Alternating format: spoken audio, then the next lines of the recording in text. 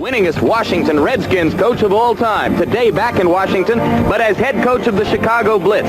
Key player, rookie running back Tim Spencer, number 46, out of Ohio State. As a senior last year, he led the Big Ten in rushing, a bruising short yardage runner with the speed to get outside. Tim Spencer would almost certainly have been a first-round pick in any league's draft. The opponents, the Washington Federals, coached by Ray Yock. Quite a different man from George Allen, but a very successful coach in his own right in the Canadian Football League. And their key player, another star rookie running back, wearing number 32 just as he did at Southern Methodist University, Craig James. Like Spencer, big and strong, very fast. Like Spencer, he too would be a first-round pick in any draft. ABC Sports presents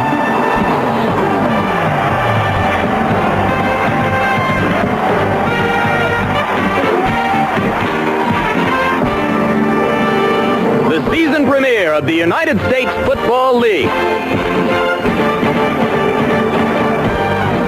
Today, live from RFK Stadium in Washington, D.C., it's the Chicago Blitz versus the Washington Federals.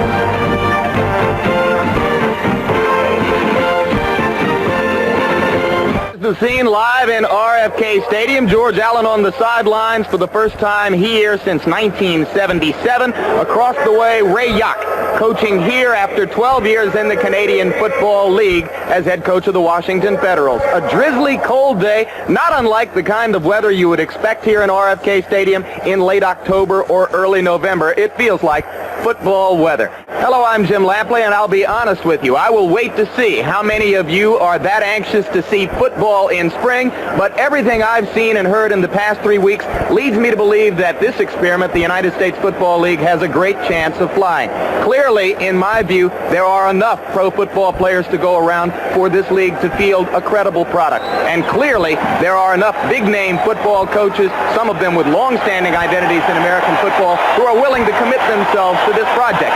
The rest is up to you. But if you're going to stick with us today, you're going to see a lot of new faces and a fascinating storyline. One of the new faces, Lee Corso, who is working here with us at ABC for the first time, formerly the head coach at the University of Indiana and one of about 24 college football coaches whose contributions to American higher learning have been terminated in this past fall football season. Lee, very nice to have you with us. We're going to see in the personalities of George Allen and Ray Yock, two entirely different men, one of them well known to Americans, one of them not known at all. Yeah, absolutely. Everybody knows George Allen. They've heard about him. He's a fine football coach. But when you get down to it, I've known Ray Yock for about 10 years, and I'm very impressed with him. He's an intense individual. He looks a lot older than he is, but that's because he was a head coach a long time. He come out of the Canadian League with Edmonton and Winnipeg, and he knows how to win. One of the big stories in this league and in its prospective success, the development of rookie players, and we've got three very important ones here today. Trumaine Johnson and Tim Spencer on the Blitz. Yeah, on the Blitz team, 46, Spencer, in my opinion, when he played for Ohio State, particularly the last three ball games, and I say this because I saw him in the flesh, I don't think there's a better football player in America, including Herschel Walker. I'll be interested to see how he compares to Walker at the end of the year. And Trumaine Johnson, everybody talks about him because when Coach Eddie Robinson from Grambling says he's one of the best football players he's ever coached, he's got to be dynamite. On the other side, number 32, Craig James of the Washington Federals, another very big name in this league. And a very fine football player. He's a strong, hard runner. His problem is how much blocking he's going to get, because the offensive line for the Federals is a little young, and you're only as good as an offensive lineman when you're a running back. That's Lee Corso, who will be with us all day, one of the most entertaining men in football, and we look forward to having a couple of laughs and enjoying what could be a very good football game here. George Allen, in his return to Washington with the Chicago Blitz, will be back right after this. We're back in RFK Stadium for the climax of what has been a very festive weekend here in Washington. The Federals hosted an inaugural ball for the United States Football League Friday night. There was a good deal of activity around here at the stadium yesterday when the Blitz arrived to practice, and a lot of people came out to see George Allen.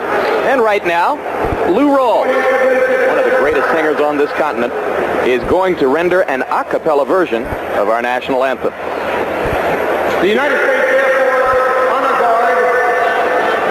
under the direction of Senior Airman Joe Johnson.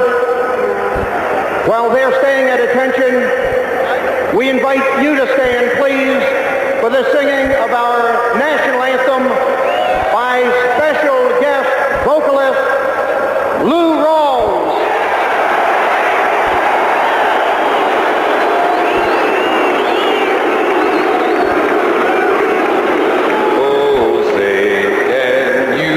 see by the dawn's early light what so proudly we hailed at the twilight's last gleaming, whose broad stripes and bright stars through the perilous fight for the ramparts we watched were so gallantly streaming, and the rockets' red glare, the bombs bursting in air, gave proof through the night that our flag was still there. Oh, say does that star-spangled banner yet wave over the land of the free and the home of the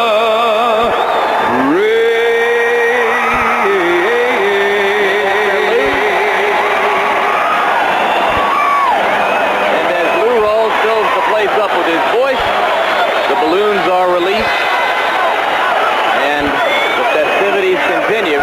You will be surprised to learn, perhaps, that the red, white, and blue uniforms do not belong to the Washington Federals.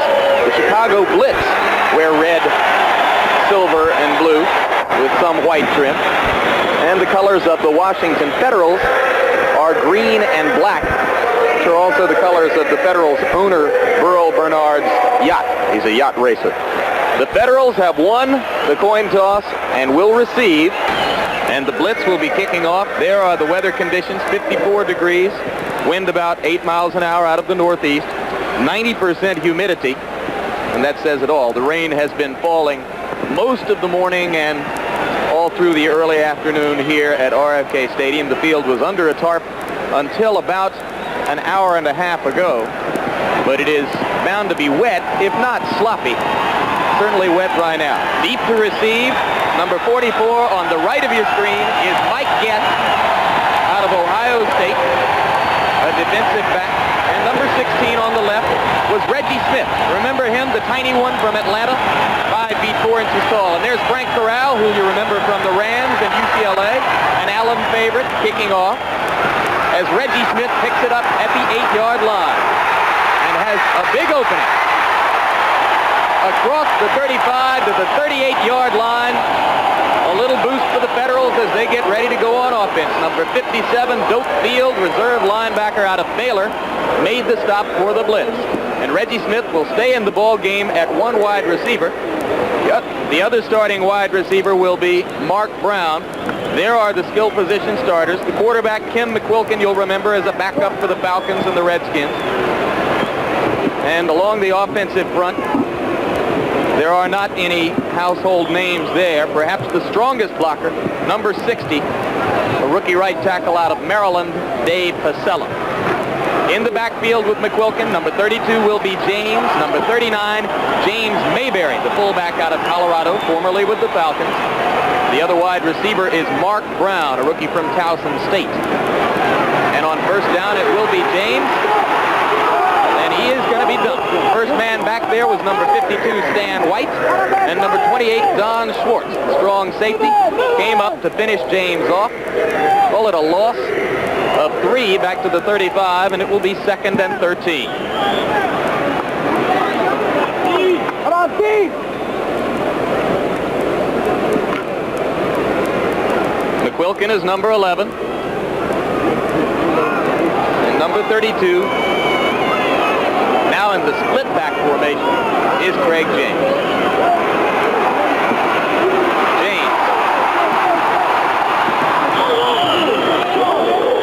Excellent tackle on the corner by number 1, Frank Minifield, rookie cornerback out of Louisville. Yes, he's the cousin of Dirk Minifield of Kentucky, and James picked up 3 yards to get back to the original line of scrimmage. So Lee Corso 3rd and 10, and already it appears that the inexperienced offensive line is having difficulty for the Federals. Absolutely. The first play they tried was a little misdirection play, and I think if the rain doesn't stop, they're going to have to go right at the blitz a little bit more, which means directly right at them and not around the ends. There are a lot of George Allen-style veterans on this blitz defense. We'll be naming them for you as they come into the ball game. Eddie Brown, remember him, the kick returner for the Redskins and the Rams, is now in as the nickelback on 3rd and 10. Pass, batted down, and that was number 70, Kit Lathrop, rookie defensive tackle out of Arizona State, who snuffed Jim McQuilkin's passing attempt, and the Federals will get ready to kick the ball away. The punter is back in formation. Number 89, deep to receive, is Lenny Willis, the wide receiver out of Ohio State. Number 3, Steve Hoffman from Dickinson College, will do the punting for the Federals. Craig James was a great punter in college. He's not kicking for the Federals because they expect him to have a heavy workload in all other areas. Hoffman barely gets it away. High, Willis calls for the fair catch and makes it at the 30-yard line of the blitz. So, a 32-yard kick for Steve Hoffman, and you can see that it was almost blocked. They come from the outside. They had a 10-man blitz here, and it takes a chance. The great thing about that is that kid stayed right in there, Hoffman, and kicked the ball without the pressure. So here comes the blitz. The quarterback is Greg Landry, 36 years old. You'll remember him with the Lions and the Colts and long ago at the University of Massachusetts. And on first down, the give is to Spencer, and Donnie Harris, the strong safety, or the free safety, I should say, brings him down, but not before Spencer gets all the way to the 39-yard line. A pickup of 7, maybe a short 8, and it'll be second down 2 or 3. Landry, Spencer, Kevin Long, formerly of the Jets, Wayman Buggs, Trumaine Johnson in the skill positions for the Chicago Blitz. Second down, call it a long 2.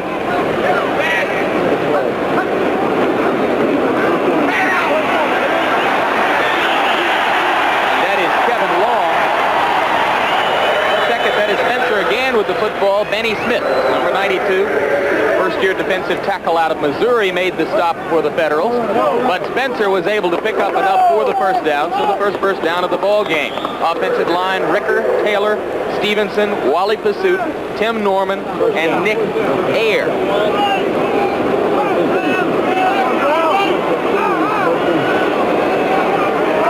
So the blitz already demonstrated they will be moving the football on the ground. It was a great hole for Spencer on first down. This is Spencer again, and this time he is snuffed in the defensive backfield as Benny Smith was able to get back there.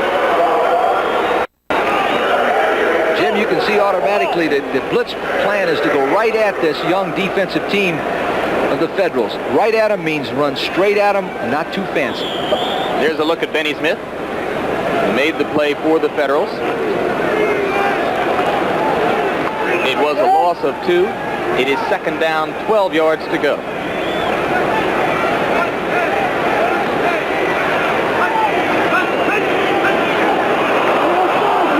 No flag. Trumaine Johnson has his first reception in the United States Football League. Short of a first down, out of bounds at the 48-yard line, still in blitz territory. All right, now you watch Trumaine. He uses his speed. In other words, he's got that guy afraid he's going to go deep. It just turns out, catches it. Great delivery, great timing. Landry to Trumaine Johnson. Pickup of 9 yards on the play. Perhaps the biggest concern for the Federals' defensive staff coming into the ball game was how to cope with Trumaine Johnson. Like most of their team, the Federals' secondary is somewhat inexperienced. Third down now. The ball must get to the 48 of Washington for a first down. Good throw down the middle, number 88. Another Wookiee wide receiver, Wayman Buggs out of Vanderbilt, has the first down for the blitz at the 37-yard line of Washington on a 14-yard pickup. At that time, you could see Landry. He goes back. They put a man in motion, Buggs, and this makes the people in the backfield move around. Now watch him. He drives himself deep. He does a little square and across the middle. They had good protection, and Landry drops the ball right into the hole. Watch this nice concentration, looking the ball right in his hand. Boom. Good shot. So now with first down at the 37-yard line. Spencer gets the ball up the middle. Coy Bacon, one of the real venerable attractions in this league. And it was Kevin Long, not Spencer. Correct myself, 48, not 46. In his 5th year as a pro out of South Carolina. Jim, most of the ball games are 1 and 5 minute segments. First 5 minutes of the ball game, very important on who establishes the line of scrimmage. Right now, the Blitz has the best of it because they're controlling the inside area. Second down 5 after the pickup by Long of 5 yards. This time there will be flags. Looks as though the right guard, Tim Norman of the Blitz, may have jumped. We'll await the call. There are some rules differences here. We'll bring you up to date on them later. The call is against the Blitz, so that will move it back out to the 37 or 38-yard line and make it second down 10. That'll happen sometimes, particularly in the early part of the season, because they're trying to change around their snap count. There are some of the rules differences, Lee. Optional 2-point conversion, just like college football. I know about that one. Yes, sir. It's ruined a lot of coaches' careers. Including mine. The pass interference difference is perhaps the most significant one. They have a kicking tee here, not in the NFL. And during the last 2 minutes of each half, a first down stops the clock. Nickel defense now, 5 defensive backs in the game for Washington. So the Blitz come with the draw play. Good call, and Spencer has a healthy pickup, perhaps another first down. In fact, it is another first down at the 26. Now watch Spencer. He sets up in what they call a trap. Now watch the tackle come down and trap that guy. Boom. There goes Spencer, 46. Makes a cut behind Airy, number 78. Drives, and he's a fine football player. 14 yards, first down.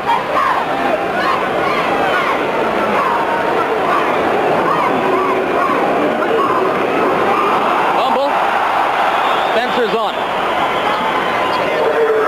They will lose 4 yards. It'll be second down 14 at the 29.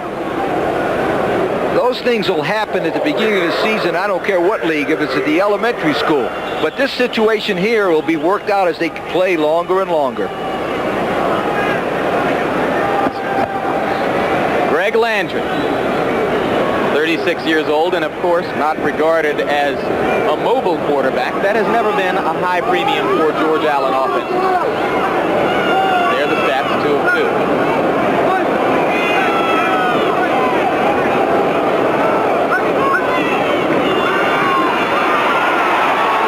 Looking for Johnson. Good play. Donnie Harris. No, check it. Jeff Brown, 36, not 26. Jeff Brown, the rookie cornerback out of Liberty Baptist, was the man who was back there with Johnson. He had him beat. Now remember, this is the same situation where he scared that guy going out. And the kid Brown, the rookie, goes up, right up here, makes a great deflection with his right hand. Tremendous football play by Brown. You notice they go right after the rookie in clutch situations. That's George Allen's theory. So now it is third down, 14. You get a look at Jeff Brown. And once again, he matches up head-on-head against Trumaine Johnson.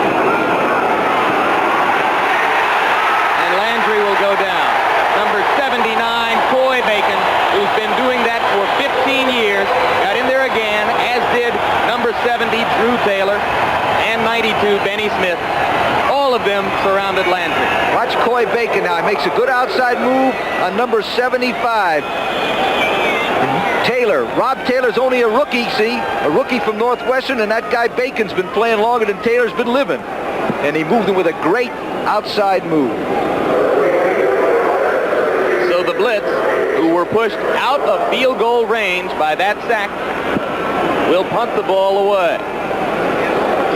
And the deep men for the Federals are standing at the 10-yard line. 22 is Buddy Hardiman, a former Redskin. 16 is Reggie Smith. Mike Guess is up short. And the flag will be for delay of game against the Blitz. Now They did that on purpose, and the reason they did that was to move the ball 5 yards further away from the end zone line, so they'll have 5 more yards to drop it inside. That was a deliberate play right there by the coaching staff. Again, Frank Corral will drop back. Corral will do all of the kicking for the Blitz. Kickoffs, place kicks, and punting. Only been in camp for about a week, but he told me he believes his leg is in mid-season shape or something close to it. Angling for the corner, and it's going to go into the end zone. So he missed. The ball will come out to the 20-yard line, just as in any football league. And Washington will go on offense for the second time in the ball game. In the first quarter here at RFK Stadium, 8 minutes and 12 seconds left in the quarter. We've got no score. So here are the Federals for the second time with Kim McQuilkin at the controls. Craig James wrapped up. 71 is Carl Lorch, an old George Allen favorite. 70 is Kit Latham. Now you see they're going right to James immediately again, right at him, like I said before. Because of the weather conditions, you've got to run right at people and try to slow that pass rush down.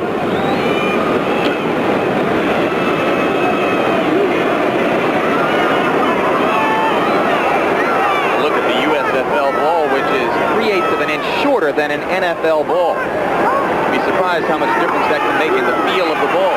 James gets outside for a little bit, across the 25 and to the 27-yard line. That was the same type of play that the Blitz used against him. It was a draw play. Watch the quarterback come back. He'll show like it's going to be a pass. He gives it to James. Right here, watch this move to the right. That's good. Breaks it, avoids it. Watch him lean forward for that extra yard. Right there, you can't coach that.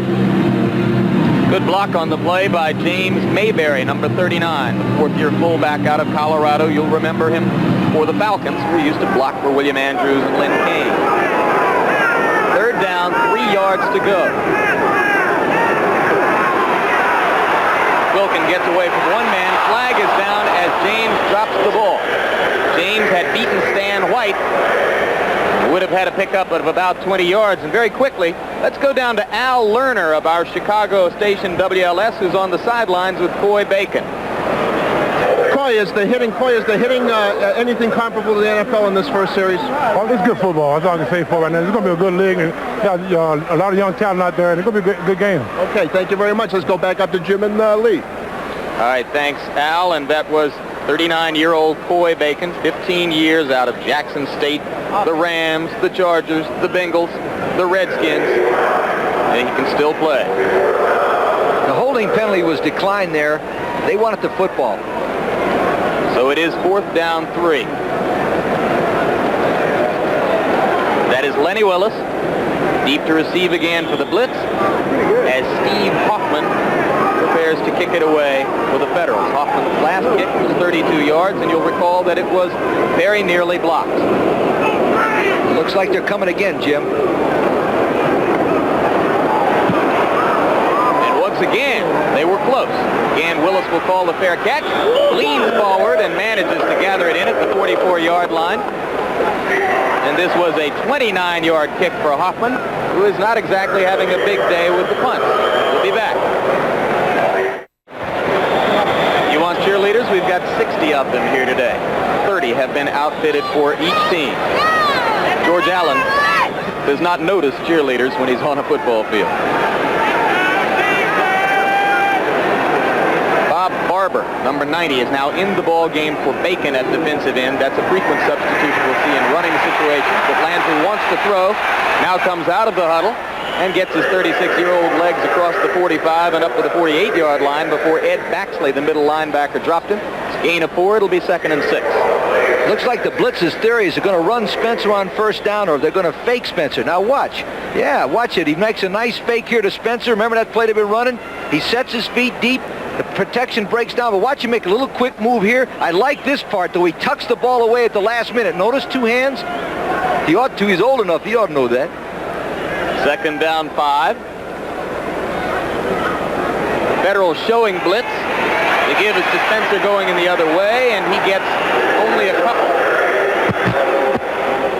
Good play out at the corner by Barber, number 90, who jammed things up as did Farley Bell, number 57, an outside linebacker from Cincinnati. Spencer now in the ball game, 5 carries for 23 yards.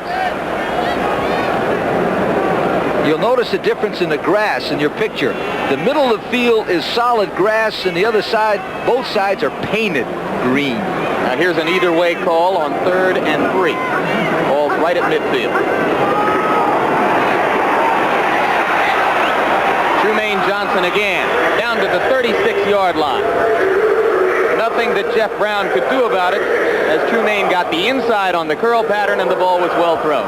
Okay, now watch Johnson. He's got such great speed, he scares that guy to death.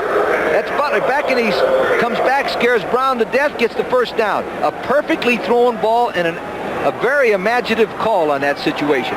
Pick up of 14 yards. Another first down for the Blitz. This time Johnson is to the near side. Watch out. Watch out. What'd I tell you? He's going to go. Watch. Oh! Loses the football. Loose in the end zone. Touchdown. Touchdown. All right. Number 88, Wayman Buggs, gets credit for the touchdown. On the recovered fumble after a 34-yard pass completion to Trumaine Johnson. Hesitate to say that you could see it coming. Well, I tell you what, that was a great play because they faked the sweep one way and they came back and threw a screen. When you've got a great player like Trumaine Johnson, Jim, you want to get the ball in his hands as many times as you can in different situations. That time he just made a great individual athletic ability play, scored a touchdown. Should have scored a touchdown. Corral's holder is the backup quarterback, number 14, Tim Cagle. You may remember him at Notre Dame, formerly at Moeller High School under Jerry Faust. Robert Barnes, the backup guard, snaps the ball. Corral nails the extra point. And with 4 minutes, 25 seconds left in the first quarter, the Blitz leads 7-0. Okay, now watch Johnson. He'll fake 2 steps up the field, steps back, and gets a screen. Now the theory is watch those big gorillas out in front of him. 73, 65. He makes a break here, gets up the field. Now the one thing he doesn't do, he doesn't put the ball away. The guy strips the ball, and now it's all over. Everybody's jumping. One of those linemen thinks they got a chance. And the man who finally wound up with the ball was Wayman Buggs. So it's 7-0 Chicago, and we'll be back. Well, to the degree that anybody can be called an expert on a league which hasn't played any games, most of the people who regard themselves as experts have picked the Blitz to win the championship in this league, and they have lived up to expectations early, as deep to receive are number 16, Reggie Smith, and number 44, Mike Guess. Short kick. And here goes Reggie Smith. He stopped at the 27-yard line where the Federals will have the ball. What's happening in L.A.? Let's go to Frank Gifford in New York. Thank you, Jim. Herschel Walker's 4th carry of the day for the New Jersey Generals against the L.A. Express. 5-yard touchdown run. Herschel Walker looking awfully good, awfully big, awfully fast. He's carried the ball 4 times for 24 yards. Back to you, Lance. So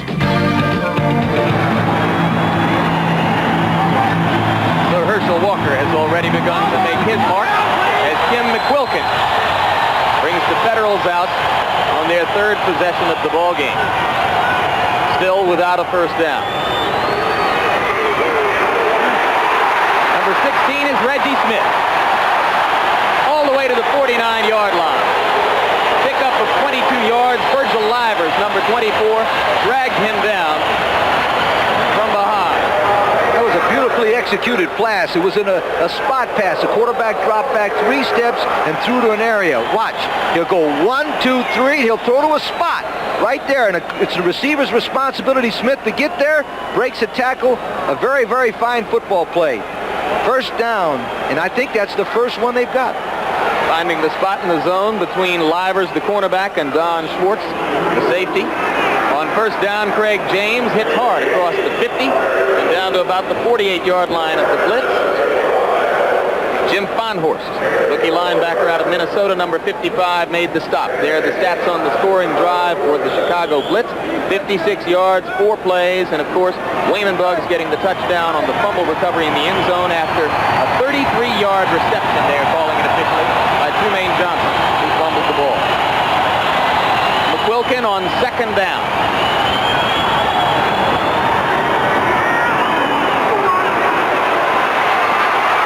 Almost picked off. Frank Minifield had a shot at a wobbly pass. Now let's go down to Al Lerner, who's with Wayman Buggs. Wayman, the first USFL touchdown, it wasn't pretty, but you'll take it. I think it's great. Trumaine made a great run on it. I just happened to be in the right place at the right time. They hitting hard out there? Not really. You know, everything has been going pretty good for us, and we're just looking forward to going back out and drive the ball down the field on them again. Nice touchdown. Back to you upstairs.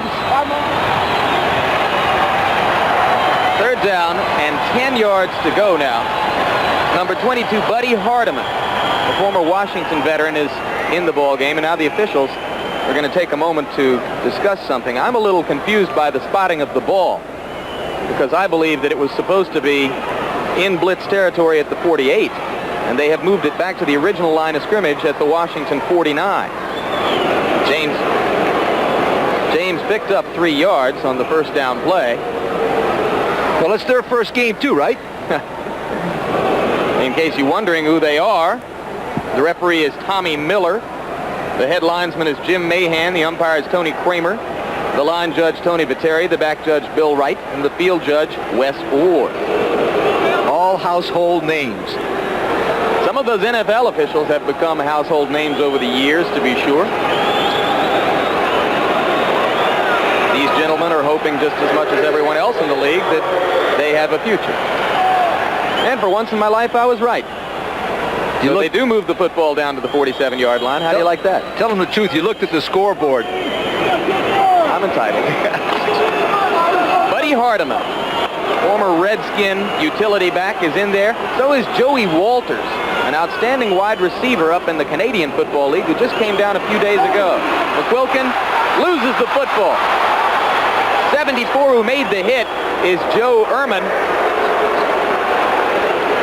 And I did not catch for sure the man who fell on the ball, but 56, Ed Smith, a linebacker out of Vanderbilt. They nickname him the Sheriff, is going to get credit for the recovery. Okay, you watch a quarterback drop back. He has no problem here. McQuilkin, he sets his feet good, but Ed Ehrman just too much for that Horton, and beats him to the outside and comes from the inside and wraps him up right there, and he fumbles the ball. I would not be surprised to see Holensee, number 9, start warming up for the Feds. They have not moved the ball effectively. Rookie quarterback Mike Holensee out of Minnesota. Federals coaches are very high on him, and they made no bones about the fact that they won't stay with McQuilkin all day if he's not putting points on the board. Kevin Long with the ball. Hard hit out on the corner, but not before Long picked up about 5 yards. Bob Barber, number 90, was there, and Ron Este, number 55, was also in on it. Yeah, watch this Baxley, the middle linebacker. He comes from the inside. Kevin Long's got good foot. He doesn't see Baxley right here. Wow! Does he knock him? Has a heck of a play from South Carolina, Baxley.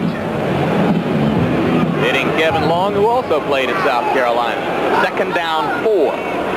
They called it a gain of 6. Buggs is in motion to the far side, and this is Spencer, the tailback. Pickup of 3, he'll be about a yard short of a 1st down. You notice a lot of the times they'll run Spencer from the I formation. There's a good picture of the young man. That's because that's what he ran at Ohio State, and they like to do things that the players are familiar with. He gained 3,400 yards, close to it in his career. How many of those were against your teams at Indiana? The last time we played him, he 33 rushes for 192 yards. Not bad. Good job, Coach. The Blitz have picked up 2 of their 3 third downs so far in the ball game. This is the 4th one, and that's going to be close. It was Spencer with the football. It was Ed Baxley who met him head up at the line of scrimmage. It looked like the way the official number 36 spotted it, it's going to be a 1st down with a measurement, but I think it's going to be a 1st down without one. No need to measure because the yard marker was right on the line, and he has pushed the ball across the line, so it's another Blitz 1st down at the 35-yard line of the Federals. Now, Trumaine Johnson, who had gone out for a moment, comes back into the ball game. And the Blitz are now 3 of 4 on 3rd down. You might wonder why they take Tremaine Johnson out in a situation like that. They need blockers, not great receivers on a short yardage situation.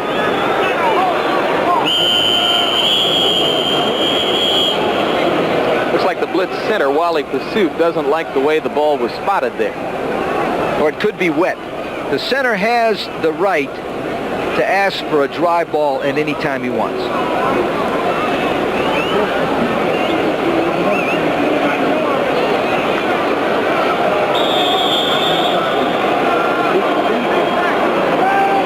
Landry reopens the lines of communication. Looking sharp so far, and this may be a delay of game call against the blitz. It will indeed. That will irritate George Allen, who likely will think that the officials were more responsible for that delay than his ball players were. And he's going to tell that official right there. But I tell you what, this is going to happen in an opening ball game. Remember, these football teams did not have a preseason. That's very important. This is their opening game. The second clock was incorrect. There was only 9 seconds. Have delay penalty. First game for the timekeeper, too. No delay. There's Honesty. Now, just keep your eye on that young man from Minnesota. If they don't move the ball a bit more, he's going to be in there. Okay, so the clock was incorrect, but it showed that there had been no delay of game when, in fact, there was a delay of game. So make it 1st and 15 at the 40-yard line. Good catch. Number 86 is Paul Ricker, rookie tight end out of Norwich University. Ed Baxley was there on the coverage, but Ricker made a nice diving catch. Now watch the quarterback. Watch the middle linebacker particularly. He'll go to his left, and that tight end, Ricker, comes back to his right and makes a good diving catch. Notice the concentration. Landry's 5 for 6 for 82 yards. There's Ricker, who replaced Tim Reitman in the starting lineup when Reitman went down with a knee injury, and there's the gun, which ends the first quarter. So, 15 minutes of United States Football League football has been played here in RFK Stadium, and George Allen's Chicago Blitz have a 7-0 lead over the Washington Federals. Second down, 6 yards to go for the Blitz as they run the first play of the second quarter. Tim Spencer with the football. He's clearly going to get a great deal of work. And now let's go down to Al Lerner on the field. Lee, you were talking about that they had to dye some of the grass here. That's true. Even though the USFL is spring and summer football, we're starting in the winter. About 75 gallons of dye has been used on some of the winter burned out grass. The middle of the field has been resawed, and so there are special problems with football in the winter, spring and summer. On that last carry, Spencer picked up 7 yards and a first down at the 21-yard line, and now Kevin Long is getting ruder treatment. Ronnie Este, number 55, was one of the tacklers there, along with Bob Schubert, backup linebacker from New Mexico. You watch Este underneath the line there. Este is a 10-year veteran of Canadian football. He played at LSU, and he whips the lineman right there and drags him back. Outstanding play by the defense. The Feds have got to come up with a big play and stop him right here. Let's give a little credit to number 70, Drew Taylor, too, who is playing in the 4th league of his pro career and penetrated from his defensive end position. Now on second down and 12 yards to go, Spencer is met hard by number 45, Bob Schubert, and the Blitz will be facing a passing situation. If you notice that time, the quarterback called a trap play. That's a very good play on long yardage situations because the linemen come across the line of scrimmage and the offensive lineman can trap them. Good call. Not much yardage, but a good call. Spencer now 9 carries, 39 yards in the game. And it is third down 10. They must get the football to the 11-yard line, actually well inside of it, to pick up a first down. Tremaine Johnson is on the near side of your screen. He's going instead to number 89, Lenny Willis, and Willis was overthrown in the end zone. That time they had 3 receivers in. They had all 3 of their fastest men in, and they just ran them straight down the field. Landry just overthrew him. Benny Smith put a little pressure on Landry and forced him to throw perhaps more quickly than he wanted to, or before he'd gotten a good look at Willis. There's a good look at Greg Landry. He's always had the gray hair, incidentally. Not always. Well, almost always. Always as long as we've known him. Very fine football player, and the difference between the teams right now. So Corral will try a 37-yard field goal out of Cagle's hold, and the kick is wide to the right. So the Blitz miss an opportunity to expand their lead to 10-0, and with them still dominating the football game, Washington will take the football again when we come back. When the American Football League began in the early 60s, most of the quarterbacks in that league were journeyman backup-type quarterbacks with NFL experience. Tim McQuilkin is another who fits that mold. He's mostly a backup quarterback during his years with the Falcons and the Redskins. In trouble. Ball is loose. Number 77, who hit McQuilkin, was junior IU. And Washington is able to recover the ball. Number 67, Mike Horton, was going for it. I don't know if he is the man who actually came up with it. You watch IU working on 69 Patton. Patton's his second year from Duke.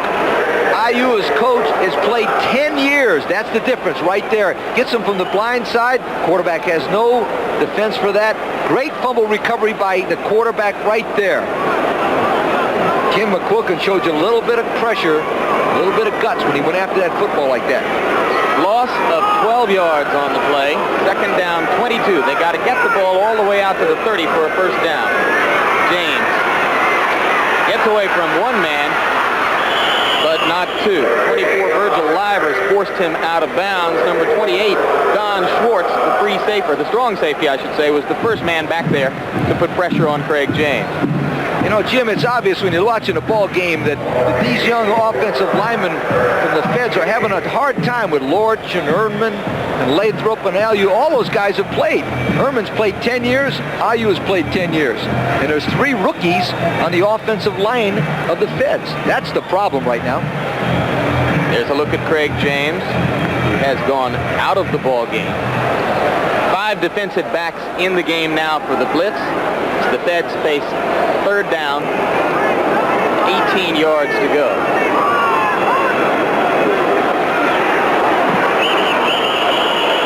Right now, the fans are going to boo that call. Watch. Well, I had James out of the ball game. Clearly, he was not, as he got the football, and the fans do, in fact, boo the call. Do you boo the call? No, I've been down there before. They booed me a lot. But see what that coach did that time was play safe to punt the ball. Third down and 18, they throw an interception, and they got a sure touchdown. I'm not saying these guys aren't going to block this one. They've come close every time the Blitz has on the Feds punt. And they're coming again. Hoffman is kicking. Remember what a great knifing punt returner Eddie Brown was with the Redskins and the Rams? Eddie Brown is back at midfield and ready to pick this one off. They got the return on. And Eddie's got a little seam, too. Inside the 40, down to the 38-yard line. Bob Schubert knocked him out of bounds there. But the Blitz will have excellent field position after the 36-yard punt by Hoffman.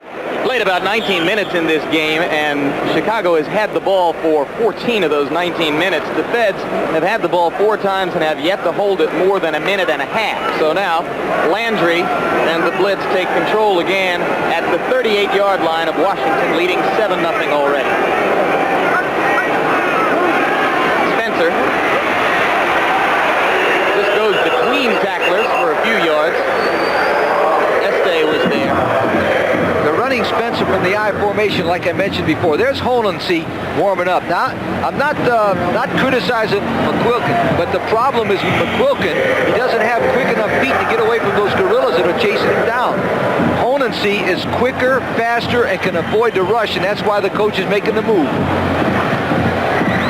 The gain was a short 2, so it's second down and a long 8.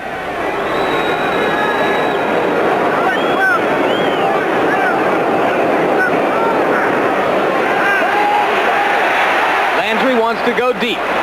Overthrows Tremaine Johnson, and that one was thrown away. What happened that time, the Feds faked the blitz, and Landry called it automatic and kept both backs in the block, but number 2, Tremaine Johnson, did not hear the call. He was supposed to take off running and stop. Number 70, Drew Taylor, put some pressure on Landry, who's now 5 of 8 in the ball game for 82 yards. This is a perfect time for Coy Bacon to get after that quarterback. 5 defensive backs in the game. Baxter, the middle linebacker, comes out, and Mike Guess, 44, goes in as the nickelback for Washington. Federals are showing blitz, but they don't come. Landry throws it out in the flat, and Kevin Long makes a very alert catch. The defensive man was turned around. Greg Butler made the tackle, but Long was able to see the football and get out toward the sideline to get it. All right, watch Bacon. Comes from the outside, and he comes to the inside. Good holding. Nice job. Then he gets double teamed. Watch Landry's reaction. Throws a quick shot. Long makes a great individual effort. Now, look, you can get up, remember, in professional football and run. Good play on the defense. It was Schubert, the reserve linebacker, who had his back to the ball as Landry threw it. Number 92, Benny Smith, was in Landry's face. Another first down for the blitz. Kevin Long with the ball, and Kevin Long is getting a new life in football in the United States Football League, like so many other players. Gets a gain of 4 before Coy Bacon brought him down. It's interesting that the offensive line of Blitz is working so well together. There's 3 rookies on that ball club. Taylor, Stevenson, and Norman. 2 of them, I might add, from the Big Ten. Taylor from Northwestern, Norman from Illinois.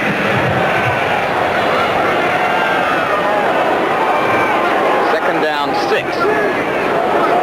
Ball is just outside the 20. Tremaine Johnson. Watch out. We've seen this before, and he's down to the 4-yard line this time before Butler, number 28. 7-year veteran out of Howard, 3 times All-Canadian Football League. Watch it. The quarterback will fake. That makes number 50 stay in the middle. Now, all of a sudden, it's all over. 75's in the middle of him. Tremaine Johnson better tuck that ball away, but he's a fine football player.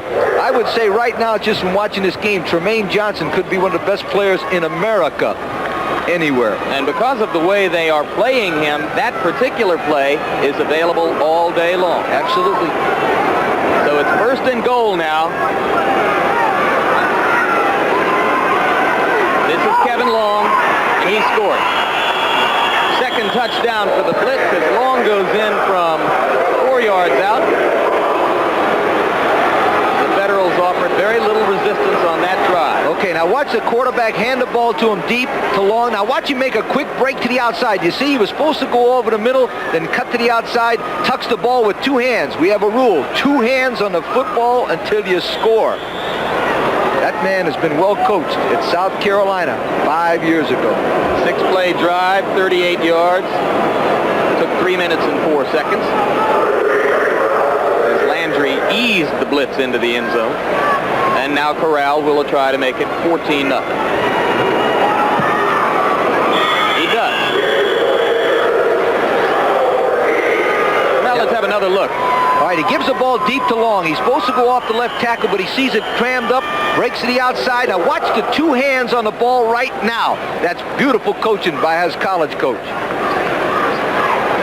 It is 14-0 Chicago Blitz. Mike Hohensee warms up for the Federals. We'll be back. We are back in RFK Stadium. For more than 8 minutes remaining before halftime. 44 Mike Guess on the right of the screen. 16 Reggie Smith on the left of the screen. Smith has caused a couple of anxious moments for the Blitz when he's gotten the ball into the open field. But those are about the only difficult moments that the Blitz have experienced in the entire first half. Corral hits this one pretty well down to the 6-yard line, and here comes Mike Guess. Good job of kicking the ball away from Smith. Gets it out to the 26-yard line as Corral goes off. Again, Doak Field made the tackle downfield on the kickoff. He has made 3 special team tackles now. Blitz scoring drive, 6 plays, 38 yards, 3 minutes and 4 seconds. Kevin Long, who's a tough goal line runner, was with the Jets, was at South Carolina, got the ball into the end zone. Ball is at the 27, and it is still McQuilkin in the ball game for the Federals. McQuilkin, 2 of 5 for 25 yards. He's been sacked twice.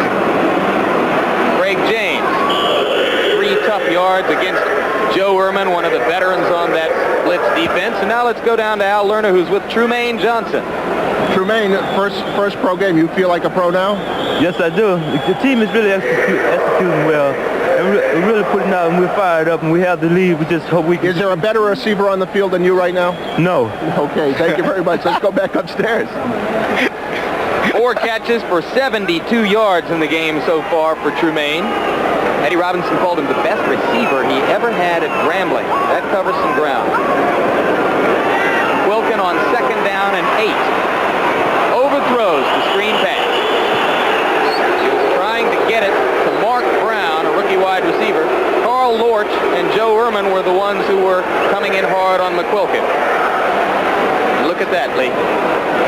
It doesn't mean how long you get the ball. It's what you do with it after you get it. Now, the difference in the ball teams right now is the fact that the middle of the line of the Feds cannot hold the middle of the line of the blitz away from the quarterback. That's why that coach called a screen to try to give the quarterback some confidence, but he threw the ball over the guy's head. First downs in the ball game. Chicago has 9 now. Washington has 1. Buddy Hardeman and Joey Walters are both in. This throw was to Walters, and he was unable to get focused on it well enough to catch it. So, another kicking situation for the Feds, and hey, it's tough when you get booed in the first half of your first ball game. Well, the fans are they're on the quarterback, and they're on the coach, and they're on everybody, but that's basically because they paid $18 a ticket. And if I paid $18 a ticket, I might boo too. Now, Wayman Buggs, no. It is 89. Lenny Willis, who is deep to receive again for the Blitz. Apparently, they're only going to use Brown in situations where they think they are going to get a good chance at a run back. Hoffman's kick is short. Willis makes the fair catch at the 44-yard line of Chicago. And again, they'll have excellent field position. This time, Hoffman's punt was only 27 yards. So it's 14-0 Chicago. First down from the 44-yard line. Landry.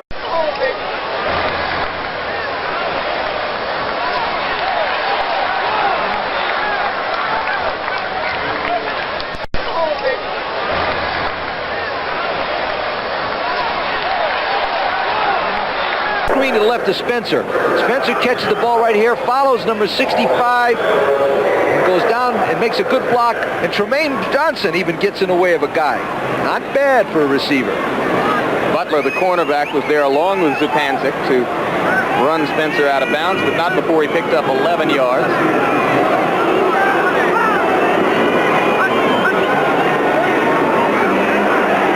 Again, Spencer. This time very close to 10 yards and another first down. Call it a gain of 9 down to the 35-yard line. Okay, now watch the inside line. Watch the blitz trap and blow them off the ball. He's just smashing them off the ball, and he's just driving through people. That's Spencer's best game, right smack at him, 11 times for 50 yards.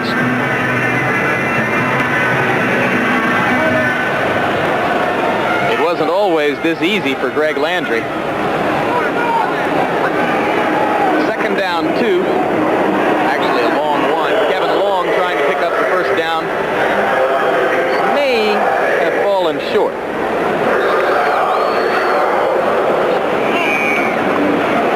Five games in all being played today. Here's some scores from elsewhere around the league. Philadelphia leading Denver 7-0 in the second quarter. New Jersey on top of Los Angeles 9-6 in the second quarter. As you know, Herschel Walker already with a TD there. The Boston Breakers leading the Tampa Bay Bandits 17-14 in the fourth quarter.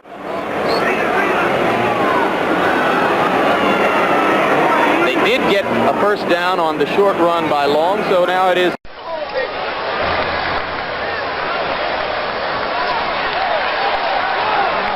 six-year veteran out of San Jose State, knocked the pass down. He played in the World Football League. He played in the National Football League. He played in the Canadian Football League. Now he's in the U.S. Football League. Quarterback drops back 3 steps. 1, 2, 3, and throws. And the problem is he didn't get the ball over Taylor's hands, who jumps high and bats it down with his hand. Now Trumaine Johnson has returned to the lineup, replacing Lenny Willis on second down 10. Landry is looking at Johnson all the way. That time he was unable to get free. Greg Butler, number 28, on the coverage. Johnson appears to work better on the other side against Brown.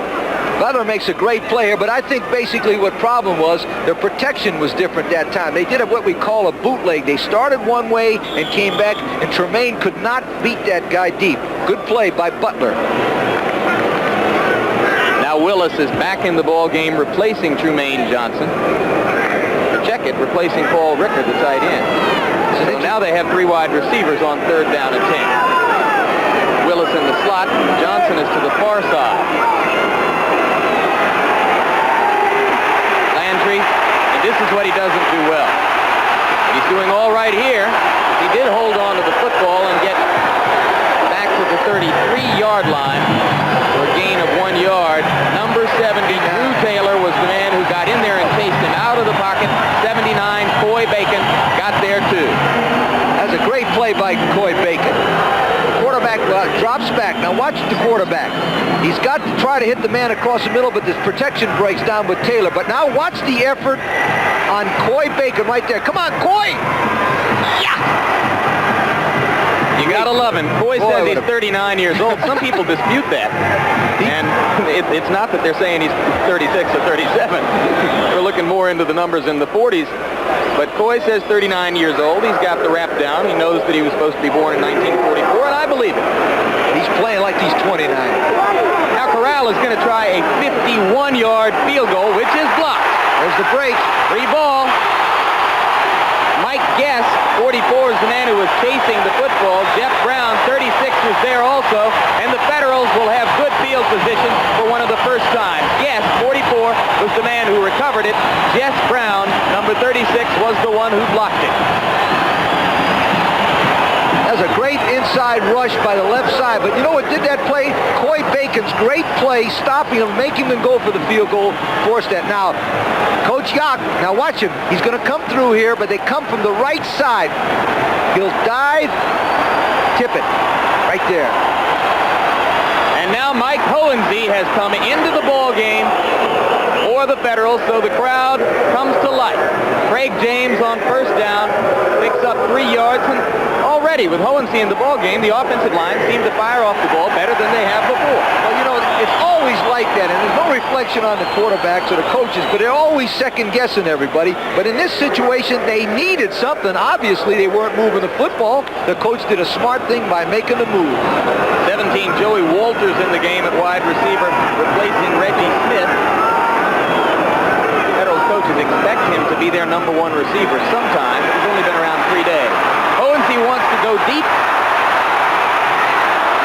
83 was Mark Brown.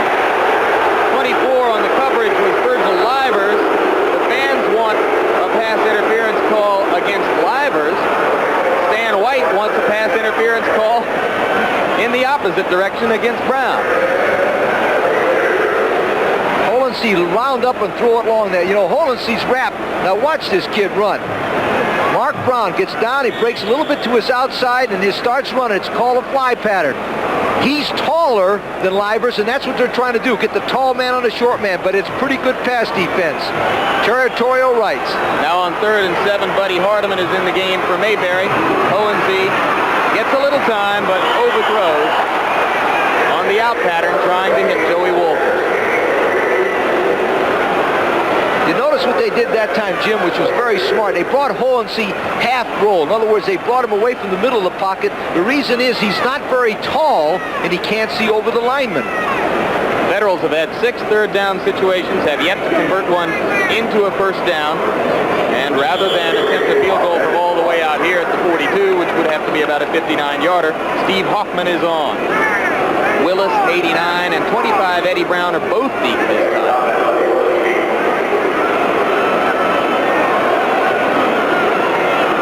Hoffman, 31.3 yards only on his kicks so far in the game.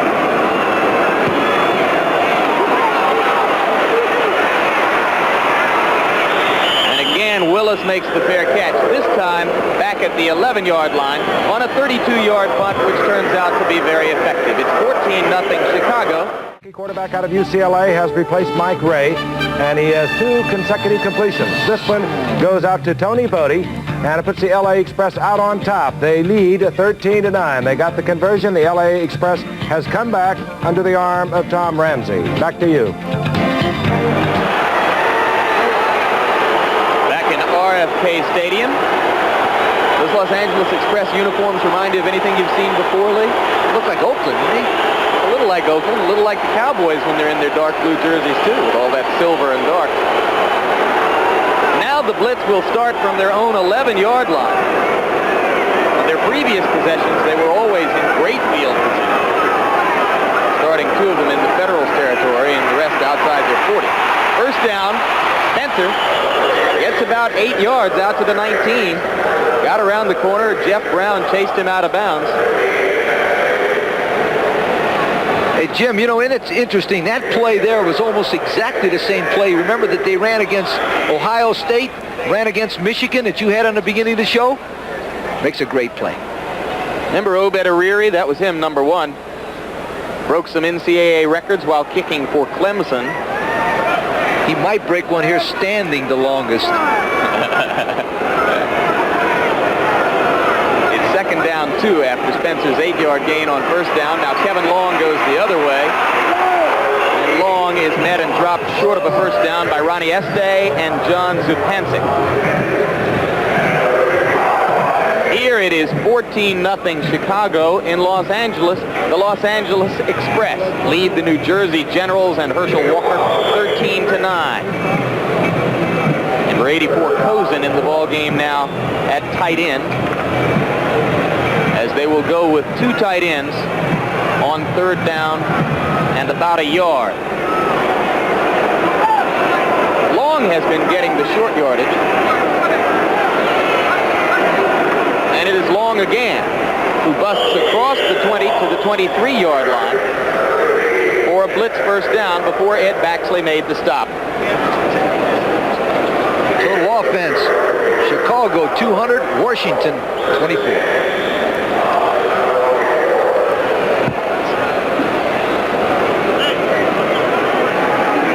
Football is at the 24-yard line. The Chicago Blitz under George Allen, playing as well as so many people expected them to in this game, have completely dominated it.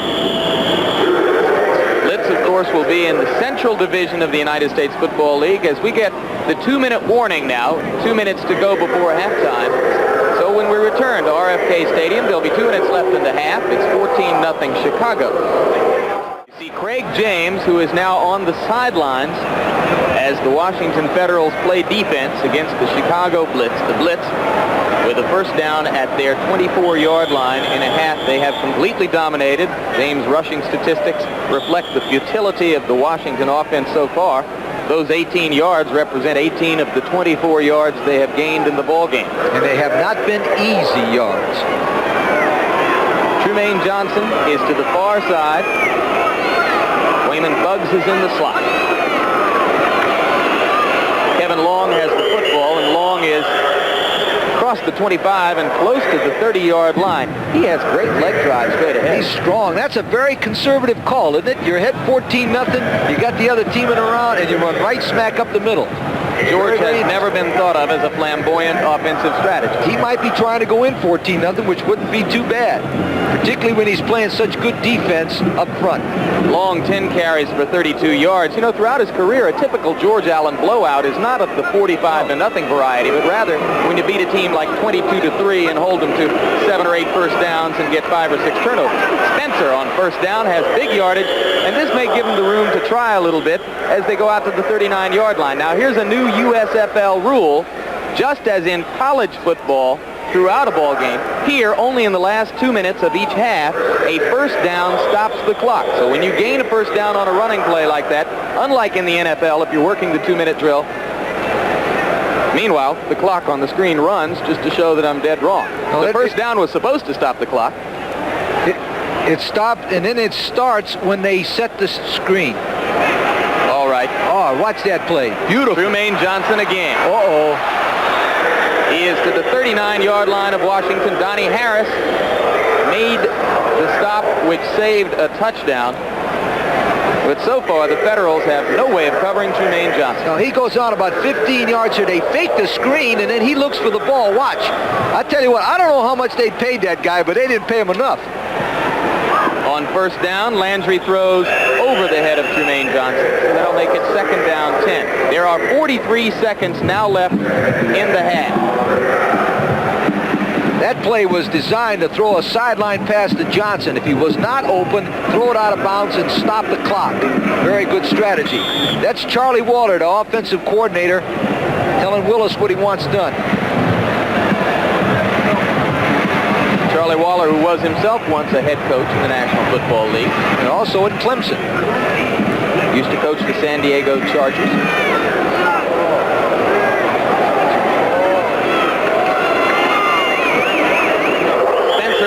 Second down 10, interesting call as he gets down to the 35-yard line, and now the Blitz call a timeout to stop the clock. They'll have third down and 4. Ed Baxley made the stop in his middle linebacker position.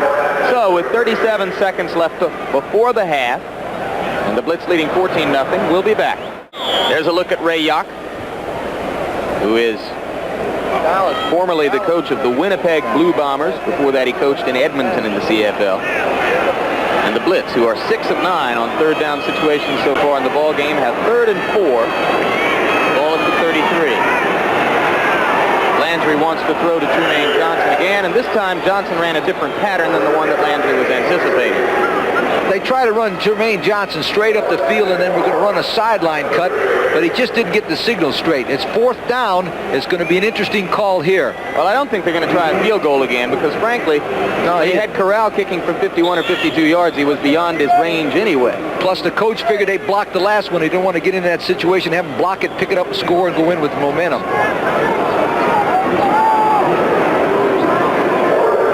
3 wide receivers in the ball game. Johnson is to the far side. Lenny Willis and Wayman Buggs to the near side. Good throw. He hit Willis down the middle. He has a first down at the 22-yard line. Mike Guest, the nickelback, made the stop. Ohio State tackling Ohio State. Now watch him. They have 2 receivers going down the field. Willis will just find an open spot, gets one-on-one coverage, delivers the ball. That's a timing cut.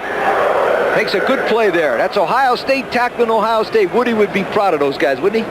Woody is proud of those guys. He's proud of all his men. Not only those, all those others that graduated and are now making a great career. A lot of people are going to be tempted to say, on the basis of what they've seen here in this first half, that Allen, the known quantity, has horsewhipped Ray Yock, the Canadian coach whom they don't know. That isn't really the case. Let me tell you what, if Allen came on this side and Yock went on that side, Yock would win. The guys in the red have a better football team right now than the guys in the white. The Chicago Blitz are a fine football team. They're well-schooled. They got some nice veterans. Coach Yock's got one problem. He's got to try to get out of this without going in there 21-0, because that really puts a lot of pressure on him.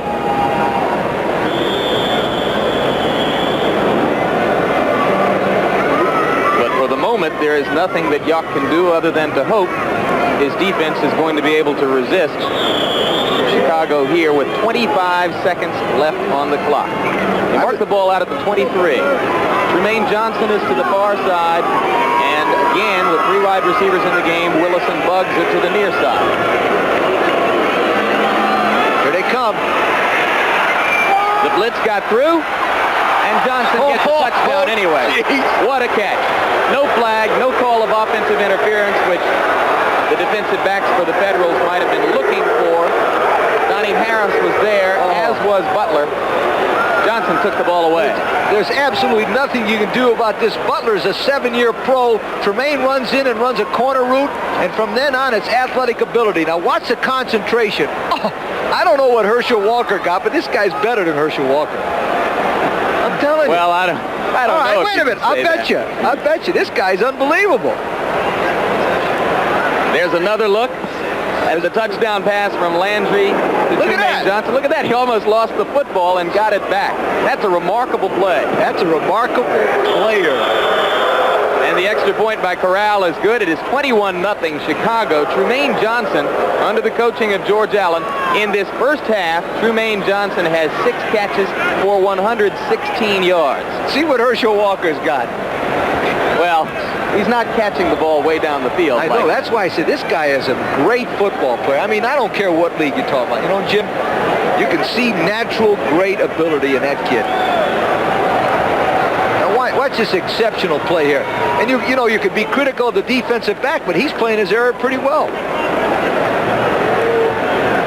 All right, a quarterback is getting rushed. Now watch, he knows the spot that he's going to be in. He just throws it. 2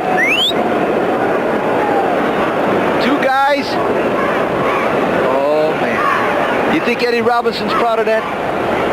Has to be. Meanwhile, Landry, with the pleasure of throwing to Trumaine Johnson, has stats of 11 of 18 for 177 yards. I'd be interested to know who else has caught the ball. Reggie Smith and Mike Guess are back to receive the kick from Corral. Landry has actually spread the ball around to 1, 2, 3, 4, 5, 6 different receivers, but Johnson has 6 catches and the other 5 guys have 1 apiece. Reggie Smith, he's got some room.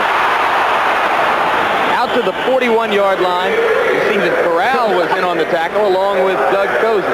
Corral's a big physical guy. He can get out there and muscle with you a little bit. But I guarantee it's 21-0. I wouldn't want my guy in there then.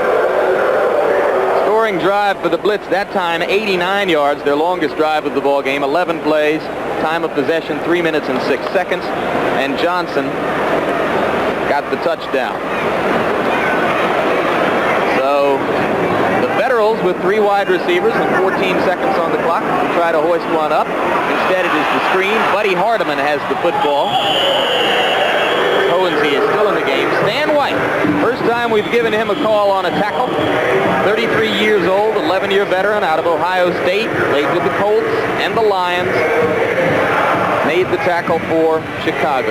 You might wonder why that quarterback threw that play and called it. The simple reason, it was a completion, right? He's got to go into the dressing room. Coach Yock's problem right now is behind. He thinks the other team might be better physically, and he's got to do some things different in that dressing room and try to trick them a little bit, or else these guys are going to run right off the field. The Blitz is a good football team, and I don't care what level of professional football. You know what's interesting, Lee? Unlike what we've seen from many George Allen teams in the past, they have done this today, defensively dominated the Federals while playing pretty much plain vanilla on defense. Absolutely. Not a lot of blitzing, not much gambling. Good observation, Jim. Just because they're better. Why mess around? Second down, 7 yards to go after the 3-yard gain. This will be the last play of the half. Joey Walters is down there, and Minifield had him covered all the way. So, the half ends in futility for Washington, something they experienced throughout the half. And you see Ray York heading for the dressing room. He's got a lot to talk about. Much work ahead of him. Meanwhile, George Allen has had the kind of first half that a lot of people suspected he and his team might. They scored 3 times. In some ways, it could have been worse. Al Lerner from WLOS LSTV is with him right now. Well, so far it is. They got a sign up there that kind of riled me up a little bit. They said George Allen doesn't win here anymore. I guess they've forgotten. You prove it again. The good offense starts with good defense. Right. Well, we still got 30 minutes to play, and we have to improve our special teams. Our special teams didn't do a good job. That's the only area you're unhappy with? That's the only area. We'll straighten that up. This is Al Lerner in Washington with Washington Federals coach Ray York. You're trailing 21-0. What can you tell your team that changes things, that change their mindset getting ready for the second half? Well, maybe a quick kick and wait for a break. I don't know. Chicago played well in the first half and made some big catches, made some big plays, and we just got our people to settle down. They're a little excited and get them to settle down and play football. What in your game plan specifically do you have to change to change this tide for you? Well, we got to stop Chicago and we've got to start moving the football. We haven't done that, and I hope Hohensee will be able to go in there this half and do a good job. Hohensee will start the second half? Yes, he will. All right. Are you disconsolate right now? No, I'm just trying to get back to the bench. That's okay, all. I will let you. Okay, thank you very much, Ray. Back to you, Jim and Lee. Thanks a lot, Al, and thanks to Ray York for taking the time to spend a moment with us. The Blitz will be starting with the football or at least receiving the kickoff as the second half begins. And the rain, I think, is beginning to fall again. It is indeed. So the field is probably going to get a little bit wetter as we go along. A couple of observations on the first half, Lee. Mark of the Federals' futility on offense. None of their possessions, and they had 7 of them, lasted more than 1.5 minutes. So they couldn't sustain anything at all. I said early in the ballgame that Landry is not regarded as a mobile quarterback, but I'm a little surprised at his footwork. He was only sacked once, despite being under pressure several times. That's been a factor in his success. I think his experience, I think his ability, he's played so long and has a good feeling about himself, and I think that one of the interesting statistics right there, the team that runs the football usually wins 80% of the football games. So they're controlling the line of scrimmage with 101 yards rushing compared to 19. Forget the passing yardage. Look at that rushing yardage, and you can find a winner most of the time. 15 first downs to 1, 271 total yards to 27. I don't know when I've seen a half more dominated by one team. Jim Stone, number 42 out of Notre Dame, has the football for the Blitz, and Stone gets it across the 30 to the 33-yard line before Mike Hurst, reserve defensive back, made the stop. 23-yard run back for Jim Stone. And the Blitz will bring the same offense onto the field. We will be looking for Landry, number 11, Wayman Buggs, 88, and Trumaine Johnson, 2, are the wide receivers, and they are both in the ball game. The tight end is Paul Ricker, 86, and the backs are Kevin Long, 48, and Tim Spencer, 46. Ricker comes in motion. Long has the football, and a pickup of a long 2, maybe a short 3 before Ron Estee made the stop. Those are the people I just mentioned: Landry, Spencer, Long, who's had a surprisingly good first half. The line: Ricker, Taylor, Stevenson, Pursuit, Norman, and Ayer. And there's really neither one of those two sides that Allen and his staff regard as significantly stronger than the other. They could go either direction on short yardage situations. Landry's stats in the first half, and as I said in the first half, it hasn't always been this easy for Greg Landry, who had some rocky moments in the NFL. Blitz gets to Landry. The ball did not come loose. It was Bob Schubert who burst through the gap and nailed Landry, but Landry was able to hand the football off. They were trying to trap play that time, and they linebacker blitz. Now, this is all part of something different the coach has to do. Blitz more. There's the defense for the Federals. Drew Taylor had a pretty good first half. Boyd Bacon got in there a couple of times, showed that he can still move. Baxley was far and away the leading tackler from his middle linebacker position. Jeff Brown and Greg Butler are the men who are going to have to try to do something about Trumaine Johnson in this half.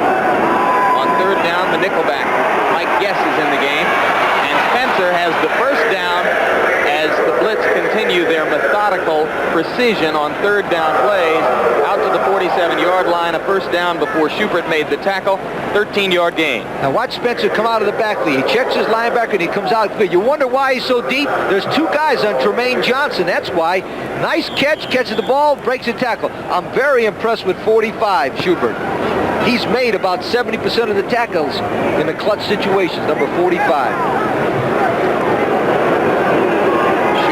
First-year pro out of New Mexico.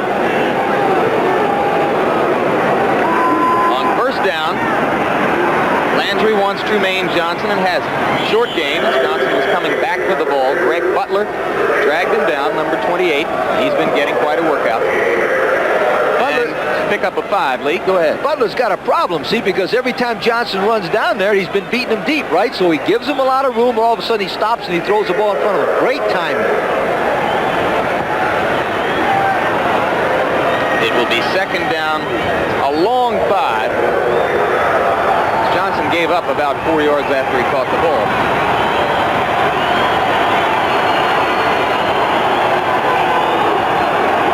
Crowd cheers for the Federals cheerleaders who are circling the field. Landry, under pressure again, gets the ball away down the middle. That's the tight end Paul Ricker, who has the first down in Washington territory inside the 40. Ricker is so wide open, he looks like he popped out of the ground. And the reason why he was open is they double covered both of the wideouts, the high-priced guys, and left the Ricker right in the middle, wide open. That's a tough philosophy. You put both guys outside deep and hook that middle guy in the middle from Norwich. Where's that? Football Factory. First down 10.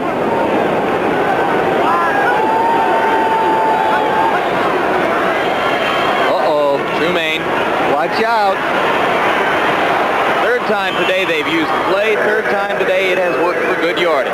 Butler made the tackle, but not before Johnson picked up another Chicago first down at the 25-yard line. Now watch, they changed his play a little bit. They faked and threw the guy the ball, Johnson, and he comes right behind the linemen who make great plays. Now, you know what they did different that time? They put a man in motion. Very interesting strategy. Put a man in motion, left that guy out, Butler, by himself. Boy, that's tough. 2 steps up, gets the ball. Tremaine, 75's coming out there. Taylor, the guy from Northwestern, makes a good block. Tremaine Johnson's a dynamite player. 8 catches now for 131 yards for Tremaine Johnson. 9. Oh, he got it. That time, a pretty good play by Butler and 26, Donnie Harris, who got over to help out. There's Greg Butler, 27 years old.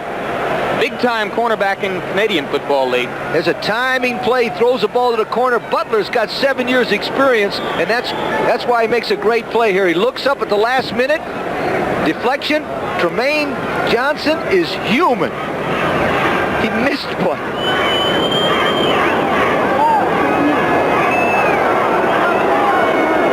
This time Johnson is to the far side on second down 10. This is Kevin Long. Flags are down as Long gets about 5 yards down inside the 20-yard line. Donnie Harris made the stop for the Federals. Holding call, which really helps the Washington Federals at this point. They need some kind of opportunity to tee off and put pressure on Landry and try to get the Blitz out of field goal range. I'm not sure, but I believe this is about the first major penalty that the Blitz has had. They've been playing very, very well for a first ball game.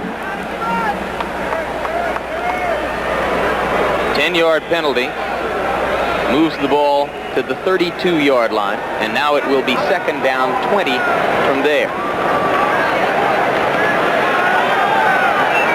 No penalties so far for the Federals. They've been perfect in that area. The Blitz, 4 penalties for 25 yards in the ball game. We haven't seen one of the new pass interference calls. Landry's going to go down, and now they're out of field goal range. Number 55, Ronnie Este, a real pro, 31 years old, 10-year veteran out of LSU. He plays with great enthusiasm. That's why I like him. Let all those Tigers play like that down in Bayou Country. Awful good pass rusher. Spent most of his career in the Canadian Football League, was a big star at Edmonton under the coaching of Ray Yawk. He's not very tall. You notice he's about 6'2", but he's a very, very fine pass rusher because of his great attitude and the hustle. That height is no doubt the reason he wound up in Canada instead of in the NFL. Absolutely. Tremaine Johnson back in the game. Kevin Long on third down gets only a couple, and the Federals have managed to stop a blitz drive. Bob Schubert, number 45, who, as you said, makes a lot of clutch tackles, was there along with 50 Ed Baxley. Schubert's playing because I think Supanic's been hurt. I haven't seen him play much lately, and I saw him working on his shoulder down there before. The linebacker came into the game being bothered by a bruised thigh. Okay, he's out from Miami of Ohio, and that's why Schubert's gotten an opportunity to play and has made something of it. This is an interesting call here. They're on the 35-yard line, and they're going to punt it. There are 3 men back in receiving position for the Federals. You want to bet a nickel they take a penalty? That goes to show you what I know. Goes to show you what I know. I didn't take the bet. Corral hits it into the end zone. The ball will come out to the 20. You know, if he'd have taken a penalty, that would have been on the 1. So, Washington will have its first possession of the second half with the ball at their own 20 when we come back. Washington trails 21-0, and we are about to learn whether they have come up with some adjustments on offense at halftime, which will enable them to move the football after a 1 first down first half against Allen's defense. Mike Hohensee still in the game at quarterback, and he throws complete to Craig James. One thing we know, James, I should say, is going to be a pretty good receiver. He's very good coming out of the backfield, Jim. Now, here's Hohensee coming in a ball game and everybody's juiced up, but it isn't only him, it's that line protection. Hohensee played in Minnesota and I coached against him. There's a mark of how much Craig James is going to be carrying in terms of responsibility this year for the Federals. The only man to have lugged the football today for the Federals offense.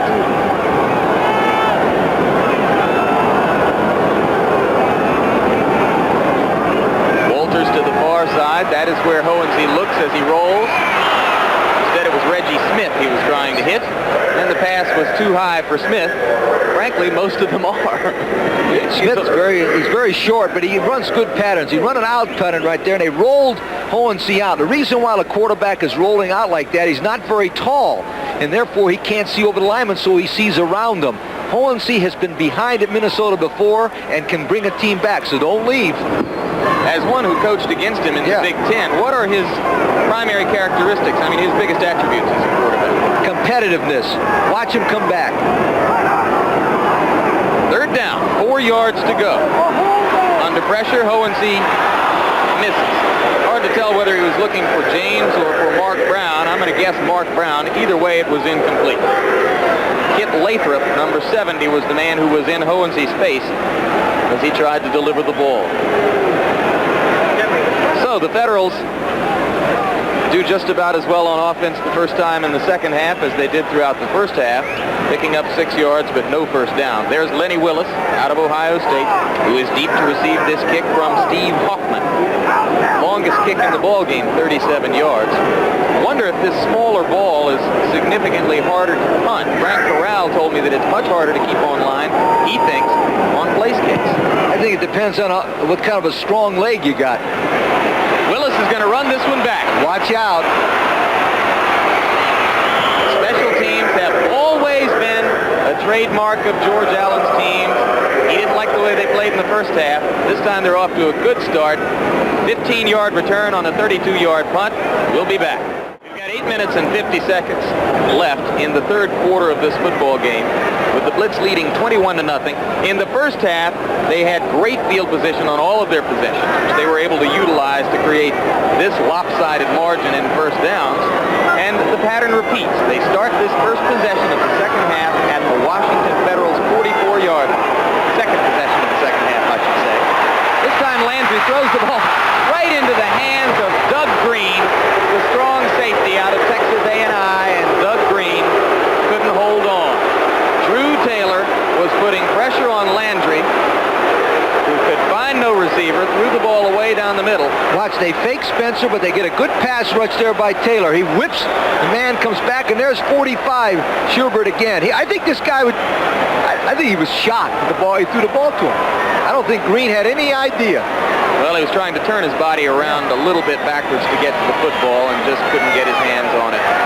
Did you notice Schubert back in there again? 206 pounds.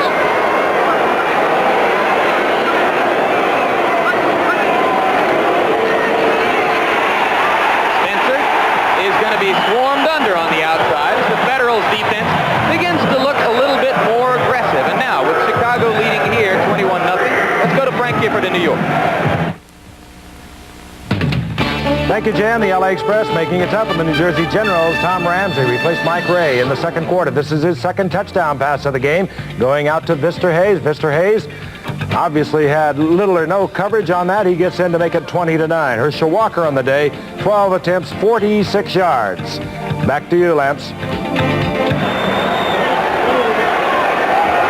Out of the ball game now here at RFK Stadium, and Doug Dennison, number 21, is in for the first time. You might remember him with the Dallas Cowboys.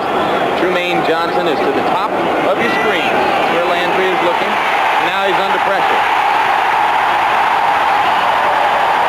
Ronnie Este was there, and so was 79 Coy Bacon. Well, Coy Bacon is fun to watch. He's going to give the Federals fans thrills here this year, just as he gave Redskins fans a thrill playing for Washington. All right, here's Esty, a 10-year veteran, and there's Bacon, a 15-year veteran. Between these two guys, that's 25 years of football, and it shows right there. Estes misses them, grabs them, and then 79 Bacon jumps on top. Those two guys are playing wonderful football, but I tell you what, they can't play any better as long as they've been playing. They've got to get tired sooner or later. 16 is Reggie Smith. 22 is Buddy Hardiman as they wait for the punt from Corral. He gets it away. A low liner, which is going to go out of bounds at the 18-yard line of Washington. So that'll be an effective 42-yard kick for Frank Corral, and the Federals will begin again with poor field position when we come back. Back in RFK Stadium in Washington, where the favored Chicago Blitz are leading 21-0 over the Washington Federals. Federals have looked a little bit feistier, particularly on defense here in the third quarter. They still have yet to do anything on offense. Mike Coensey, rookie from Minnesota, calls the count. This is Craig James. James has about 4 tough yards. One of the 2-star rookie running backs in this game, and Al Lerner is with the other one, Tim Spencer. Was he unhappy that you're not coming out and throwing more points on the board early? No, he just said that we're going to go back to basics and do what we do best and get our running game and our passing game together, and that's about what he said. They're proud that you're Ohio State right now, you think? Pardon me? They're proud of you at Ohio State right now? I don't know. I hope so. I hope they're proud of our whole team. Okay, thank you very much. In case you're wondering, Spencer says that he is headed back to Ohio State this summer to continue progress toward his degree. Again, Craig James with the football. He continues to be the only Washington Federal ball carrier who has carried the ball from scrimmage today. This time he got about 3. Junior IU, number 77, made the tackle. You might wonder why Coach Yock is running the football at those people with a 21-0 deficit. The reason he is doing that is to keep that pass rush down. He's got to keep those linemen off his quarterback, Hohensee. This man's a good football coach and has coached a long time. He knows what he's doing. 3rd and 3 for the Feds, who are 0-7, or 0-4-7, I should say, on 3rd down. Haven't gotten a first down since the first quarter. James is going to carry the football, and the crowd goes bonkers for the Federals' second first down of the ball game. Maurice Tyler, number 20, the backup cornerback, whom you may remember from his NFL days, came up to make the stop. Craig James, on his 11th carry, picks up the second first down of the game for Washington. They ran the ball 3 times. That was good strategy, and Craig James made great movement, but has tremendous speed to get to the outside. I think Minifield has been out, number 1, and they're playing Tyler more at defensive corner, aren't they? That is, in fact, the case. Minifield has not been in the ball game. We are now told that Minifield has a dislocated knee. This time Craig James gets a rude greeting from Kip Lathrop at the line of scrimmage, and it'll be 2nd down 10. A look at the Washington Federals bench. The uniform is not green and black because that is the color on the dollar. It is green and black because that is the color of Beryl Bernard's yacht. He is the owner of the ball club. The Blitz, incidentally, just for the record, is owned by Dr. Ted Dietrich, a man named Willard Harris, who is a construction magnate in Southern California, and George Allen, the part owner of the ball club. Buddy Hardiman in on 2nd down 10. The pass is complete to Mark Brown, and Brown is out to the 46-yard line for a 17-yard gain and another Federals first down, and that represents the most potent offensive output of the day by Washington. And I watch Brown. He'll go out about 10 yards and slow down. Now, if you'll see, he makes a little kind of a fake like he was going to go down. It's a delay pattern. He's coming underneath the clear man, makes good concentration, breaks a tackle there, and goes far. That's great. Great play by Mark Brown. And on first down, Hardiman comes back into the ball game. Or check it. Mayberry goes back into the ball game, replacing Hardiman. James is hit right at the line of scrimmage and continues to get rough work. Kit Lathrop again, number 70, rookie out of Arizona State, was the man who made the stop. Interestingly, despite the Blitz affection for, or the Blitz coaching staff's affection for veteran ball players, with Joe Ehrman and Carl Lorch and Junior IU, a few graybeards along the front 4, their coaches said that Kit Lathrop, the rookie, had actually been the most impressive of their defensive linemen in training camp. Absolutely, a rookie from Arizona State, played for Darrell Rogers. 2nd down 10. Walters is to the far side, number 17. Hohensee has James open but doesn't want to throw to him. Now he throws back across, and Joey Walters has another first down for Washington, although a flag has gone down. They might call an offensive lineman downfield.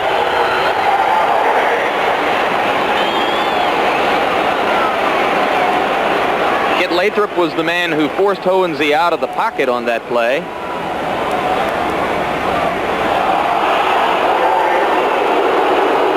And it is going to be offensive holding. The hands call. Would have been a pickup of more than 10 yards, but it's apparently going to be nullified by a penalty against Washington. First penalty of the ball game against the Federals. Hohensee will roll out. Now you see why I was talking about his height. He rolls out to the right. He's getting good pressure. There's Baxley in the middle. He's directing, and this is what he does best of all. Picks up the second receiver, throws it back. Great play right there. They call illegal use of the hands. And that's Joey Walter, the Canadian that just come into the club. He's going to be a fine football player also. Illegal hands by the offense. Second down. Usually that means that an offensive lineman pushed a defensive lineman, extending his hand straight out. The penalty moves the ball back to the Washington 45, where it will be second down 11. Eddie Brown is in the ball game as the defensive back. Blitz. Hohensee got away, and now is going to be dropped. Number 77, Junior IU, tackled Hohensee from behind. It was 56, Ed Smith, who was on the blitz. Watch Junior IU right at number 77. He's a 10-year veteran from Arizona State. He starts the outside, sees a quarterback, but watch his quickness right there. Boy, he's a lean, good-looking football player. Junior IU, number 77 from Arizona State, and a 10-year veteran of professional football. 12 years ago, he had a great game for Arizona State in a Peach Bowl Blizzard win against North Carolina. Had a lot of great games in the Canadian Football League. Third down now for the Federals. Hohensee gets toward the sideline, throws back down the middle again, looking for Joey Walters, but this time he threw behind him. Walters was pretty well covered by Ed Smith. That time the offensive line did a nice job, except the blitz used a twist. One man went one area, and the other one come back and took his place, and they chased that poor Hohensee for his life. I don't know how much he gets paid, but he don't get paid enough for being out there getting chased like that. Oh. Lenny Willis is now deep to receive, and Steve Hoffman is back to punt the ball away for Washington as they try to pin the blitz deep in their territory for one of the first times all day.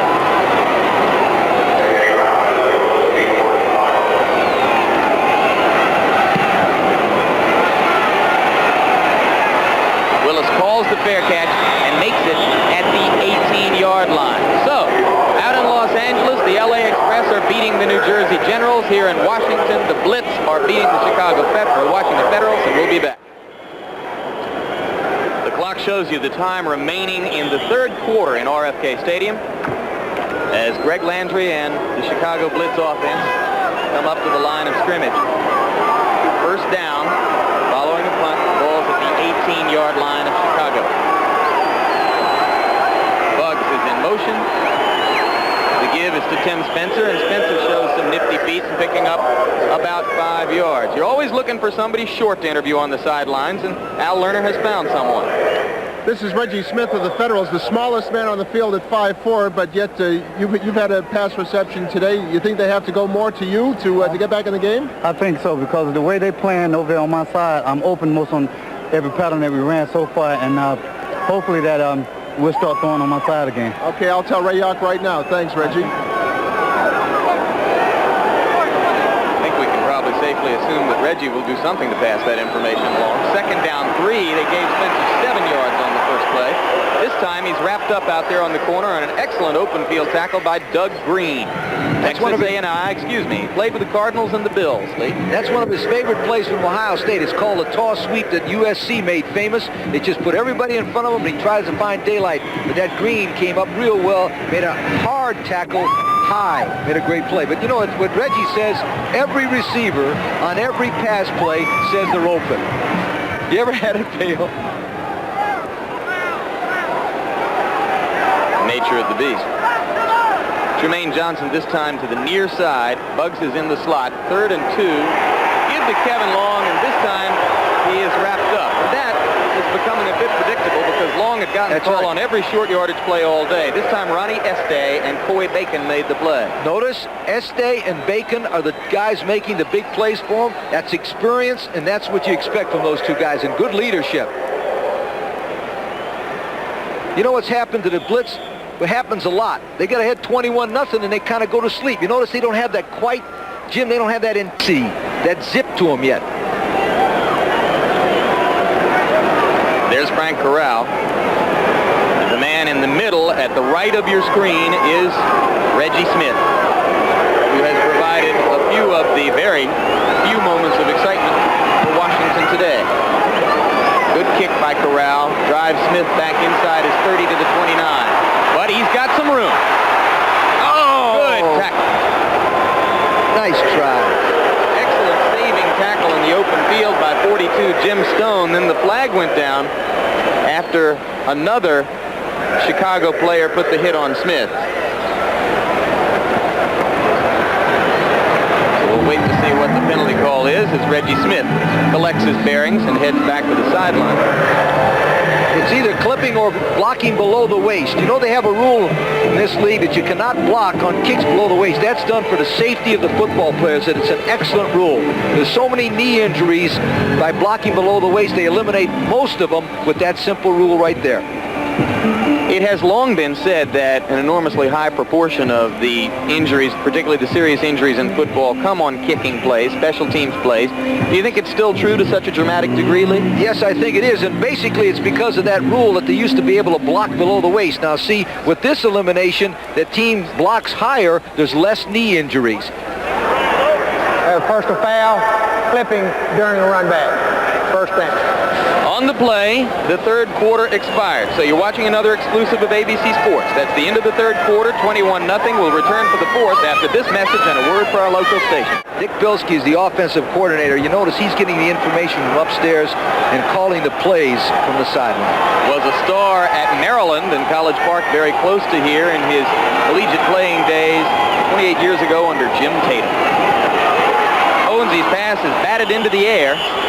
71, Carl Lorch, an old George Allen favorite, was there to tip it up. Lorch, 32 years old, 6-year veteran out of Southern Cal. He was one of the players on Allen's Washington Redskin teams, and now here he is back with Allen and the Blitz. There are the 3rd quarter stats. Not much change. Again, that major statistic, 106 yards rushing to 29. If you cannot control the line of scrimmage running the football, it puts too much pressure on the pass protection. Mayberry. Met and dropped. 25, Eddie Brown played it perfectly along with Ed Smith, the outside linebacker.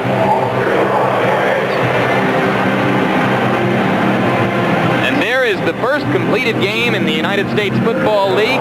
Steve Spurrier's Tampa Bay Bandits pulling out a victory over the Boston Breakers. Spurrier has his first win ever as a head coach. Tampa Bay is off to a successful start.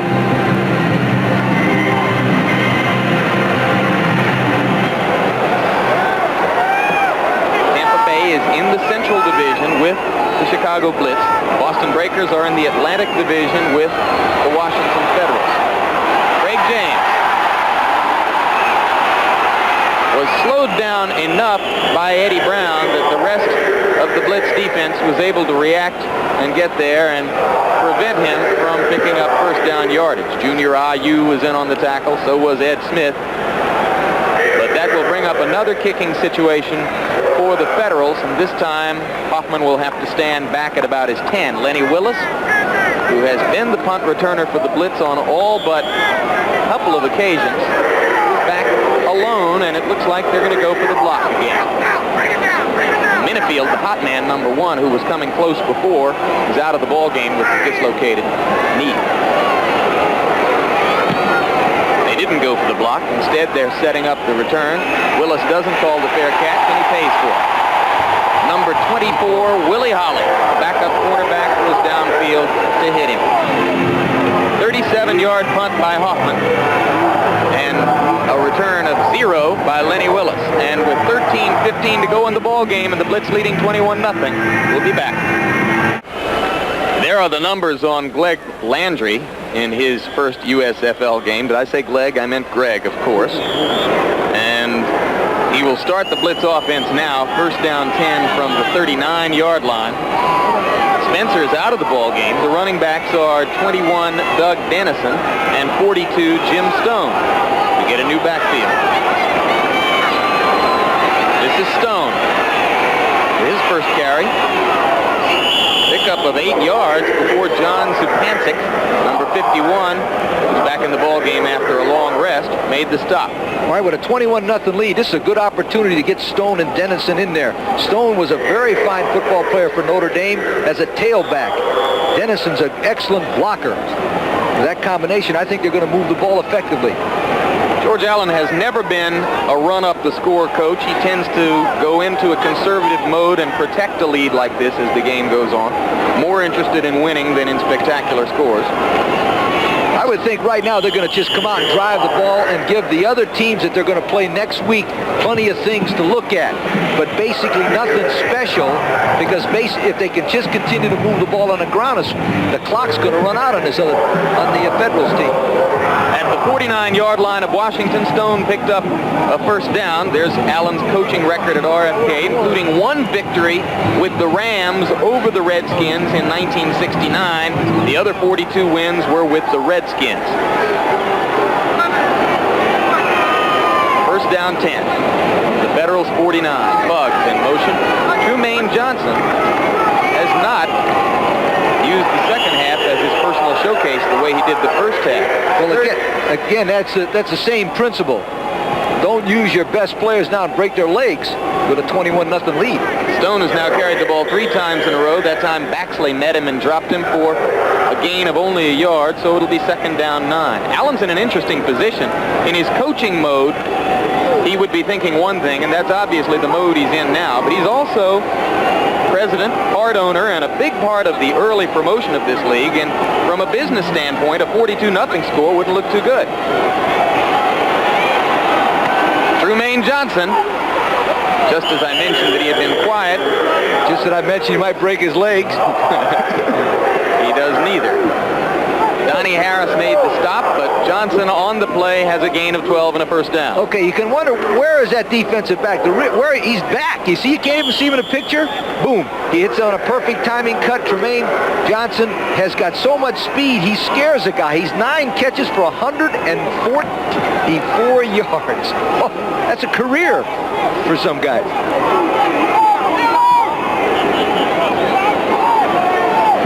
First down is at the 37-yard line of Washington. Bugs in motion. Blitz. Landry gets it away. And the Trumaine Johnson show has again begun, and this time it's a gain of about 7. And let's go to Al on the sidelines with Junior Ayu. Junior, I don't know why they call you Junior. I'm named after my father. Now, Junior, the defense is controlling this game. This is the way George Allen wants it, yes? Yes, it's exactly how he wanted it. We had a very fantastic game plan. We're following it to the T. Is this fun for you today? Yes. Every time you're winning, it's fun. How did I know you were going to say that? Let's go back to the game. Denny Smith out now, and Tony Suber in at defensive tackle for the Federals. Smith has played well in some instances, and Jim Stone is dropped by Schubert as once again 206-pound Bob Schubert shows his stuff. You know, he's not very big, but he's got great movement. Schubert has been impressive to me because he's around the ball all the time. Now watch, they'll give the ball to Stone, he'll break it to the outside. Watch, number 73 pulls, he's going to break the outside, but here's Schubert, gets off the blocker and pulls him down. I tell you what, I like that football player, 206 pounds and all man. Attendance here has definitely been affected by the weather. It is still raining. They had hoped for more than 30,000, and they may not have that many. Landry throws into the end zone. Flag is down as he overthrows Trumaine Johnson. And while we wait for the penalty call, let me just lay this fact on you. Attendance at Tampa Bay today, where there's never a problem getting people to come to a football game, 42,407. It was not like that when the AFL started in 1961. You can see that the call is going to be against Washington.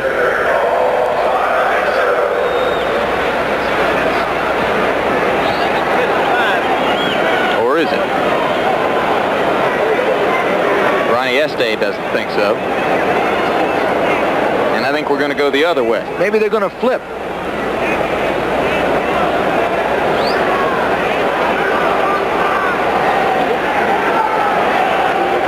All right. Offsides against the Federals. So they'll mark that off after the caucus took place here near Capitol. Offside, number 55. First down. That's why Estes was saying it's against them. He didn't want to be caught. Hey, even if I was over there, I was drawn off, right? Exactly. That was a good call because it was anything less than 5 yards. You like to go on a second count and draw them offside. That's exactly what the Blitz did. The ball's at the 25-yard line as the Blitz try to spread the lead from 21 zip up to 28. And now Landry wants to go talk to George Allen and the rest of the offensive brain trust. And with 9 minutes to go in the fourth quarter, we will be back in RFK Stadium with Chicago Blitz leading the Washington Federals 21-0. And there is George Allen patrolling the sidelines as always. He goes to the face with his hands. That has always been an Allen characteristic. Let's zip the jacket up just a little bit. Now back to the mouth with the hand again. Almost looks like a third base coach most of the time on the sidelines. He's won 71% of his games, but the proudest of all is he has a winning edge over the Dallas Cowboys. Lenny Willis in motion to the far side. And Doug Dennison out of Kutztown State, formerly with the Dallas Cowboys, takes the football for about a 4-yard ride before Donnie Harris stopped him. It's just basic football right now. George Allen knows he's got the ball game won if he can just control the line of scrimmage and use the clock. He's no longer playing the feds. He's now playing the clock. There's 8:36 to go, and every time he runs it, the clock continues to run.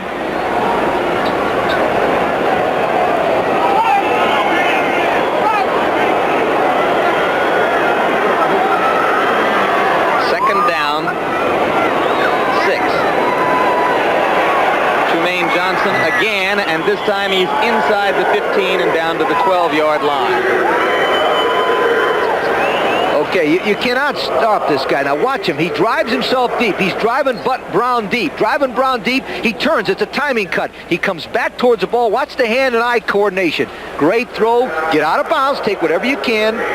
Terrific play by Landry and Johnson. They will be as good as anybody there is in this league. No question about it. He was working against the rookie, Jeff Brown, out of Liberty Baptist that time.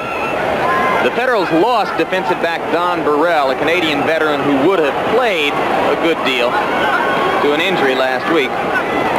Stone with the football, and he gets it down to about the 10-yard line. If George Allen gets an opportunity here and he doesn't score, he'll kick a field goal. You know why? I don't think their kicking game and place kicking has been very impressive. Do you, Jim?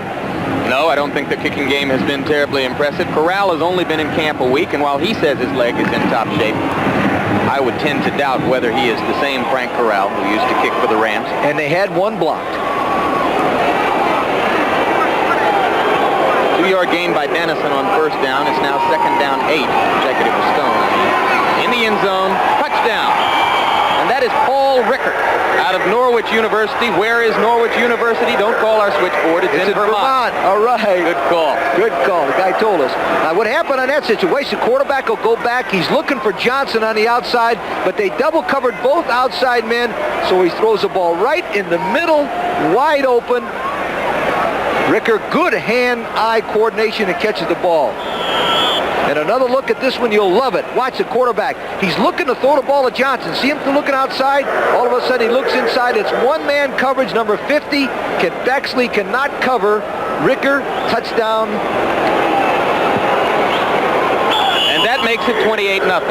So, with 7 minutes, 33 seconds to go in the ball game, the Chicago Blitz, who up to that drive were scoreless in the second half, have added the 4th touchdown, set up by the passes to Trumaine Johnson, and it's now 28-0 Chicago. 61-yard drive in 10 plays. Again, the Blitz kept the ball for more than 5 minutes. All Ricker getting the touchdown on an 11-yard TD pass from Greg Landry, and that's definitely a pleasant moment for Ricker, who, as I told you earlier, replaced Tim Reitman at tight end for the Blitz when Reitman went down with a knee injury. Reitman was really the first big-name collegian to sign a USFL contract. He did it back in August of last year. Squib kick. Reggie Smith, his face masked down, and that was bad. A difficult moment. Yeah, that's a 15-yard penalty, and I'll tell you why that is. That's a dangerous play. You could really hurt a young football player's neck grabbing a face mask. That's why it's a 15-yard penalty and the most severe in football. Reserve defensive end Troy Thomas is number 79 who grabbed the face mask. There's nothing more dangerous in football than this. And a lot of times it's not done intentionally. Watch it. He doesn't do it intentionally. He just reaches out. Oh, wait a minute.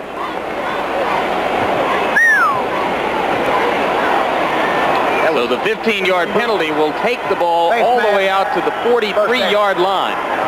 Well, not only did he probably not do it intentionally, you put your hand there on any other player and you're going to hit him around the shoulder pads or the chest somewhere. It's only on Reggie Smith that you get the face mask at that height. That's right.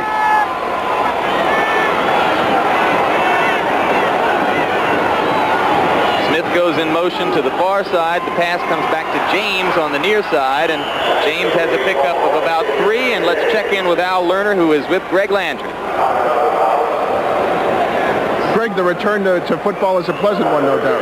Well, Al, so far it's been real fun. I think George has gotten us ready, and we had a lot of rain out in Phoenix, so it looks like we're ready for it. Trumaine Johnson, having him to throw to has made you look better, no doubt.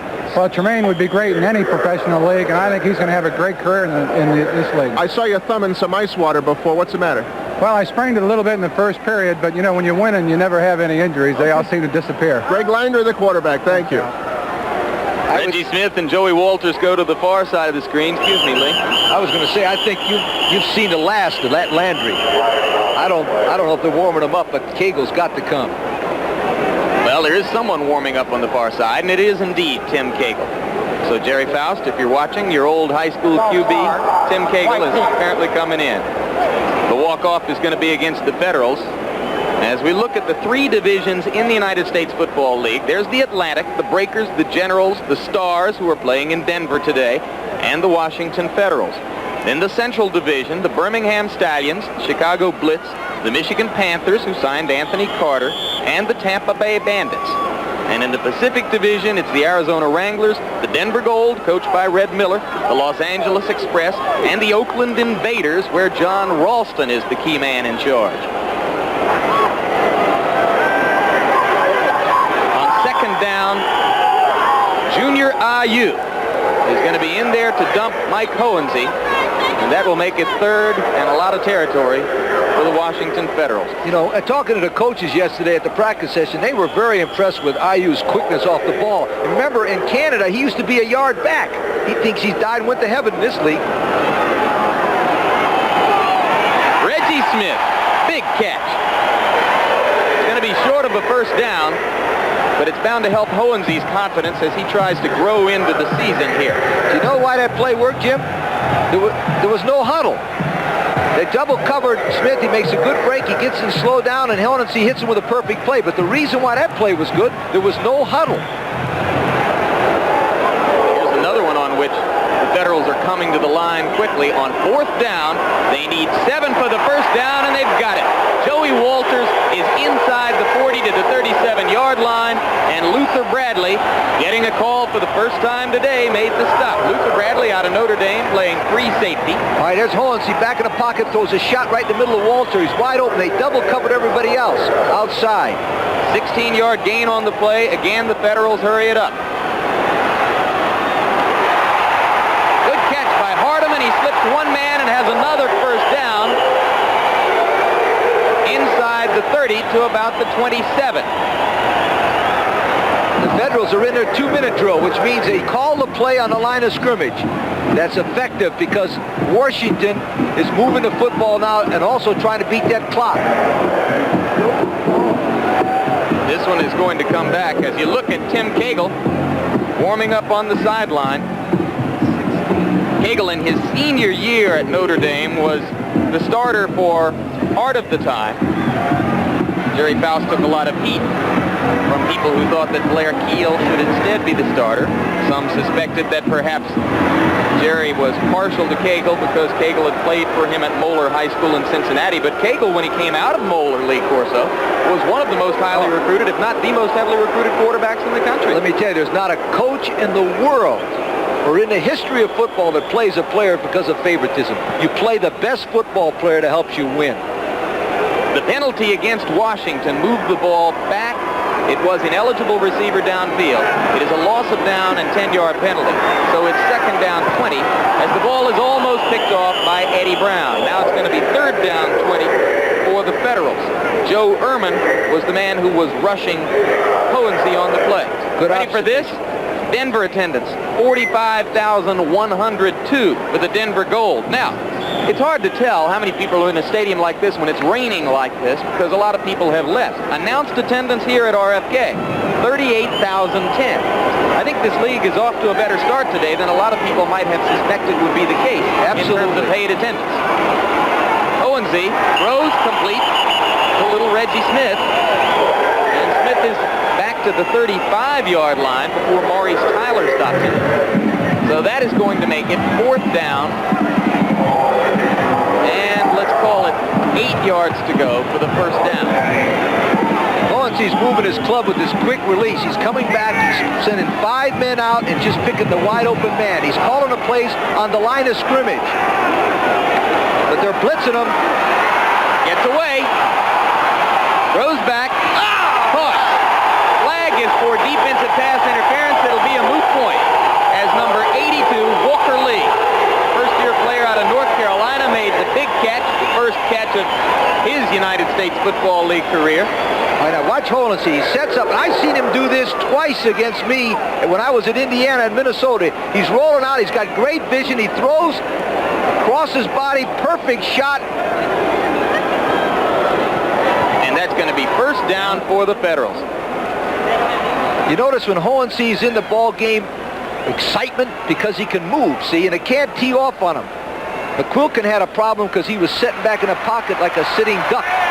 Well, the Big Ten has become a passing league in the last 4 or 5 years. And this guy was one of the better ones in No Minnesota. question. They blitz him, but watch, he got away from the blitz.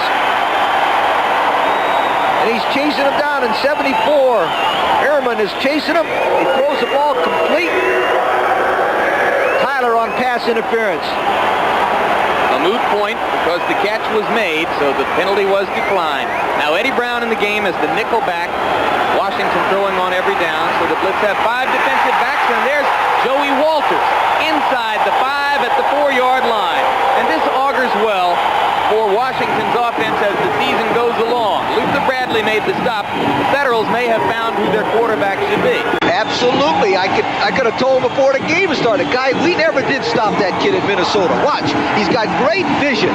He stops back. He's only about 5'10", stays in a pocket, very courageous, and zips the ball to Walter, the kid from Canada. Great play. They're going to score and go in with a positive approach. You told me earlier that his biggest attribute was toughness, and he is certainly showing that in this instance. A lot of people would have folded up. Hardiman and James are the setbacks behind Hohensee on 1st and goal from the 5. He's going to throw, and it's picked off. Luther Bradley, number 27, got the football. So Bradley has his first United States Football League interception after a brief NFL career. Chicago has stopped the first legitimate Washington scoring threat. 28-0 Chicago. We'll be back. We've got 4 minutes and 17 seconds left in the first United States Football League game for the Chicago Blitz and the Washington Federals. After Luther Bradley's interception at the 3-yard line, the Blitz will now try to gouge out a little breathing space. Landry is still in the ball game at quarterback. They did not bring in Cagle, as we might have expected. Dennison and Sohn are the setbacks behind Landry. We haven't seen Spencer in several minutes. That was Dennison with the football, and he was met abruptly. Number 21, Doug Green, is there. What they're trying to do now is they're going to their short yardage offense. In other words, they got 3 tight ends in the ball game, and they're going to try to just push it out and let the clock run. It's 3:57 to go, and let the clock run it out. You like the rebroadcast statement? Can you recite it by heart from having watched football games over the years? Are you kidding me? I'm just lucky to be here.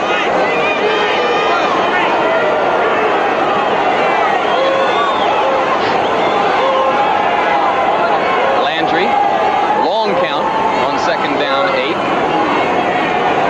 Stone has about 4. This telecast is presented by the authority of the United States Football League. It is intended for the private use of our audience.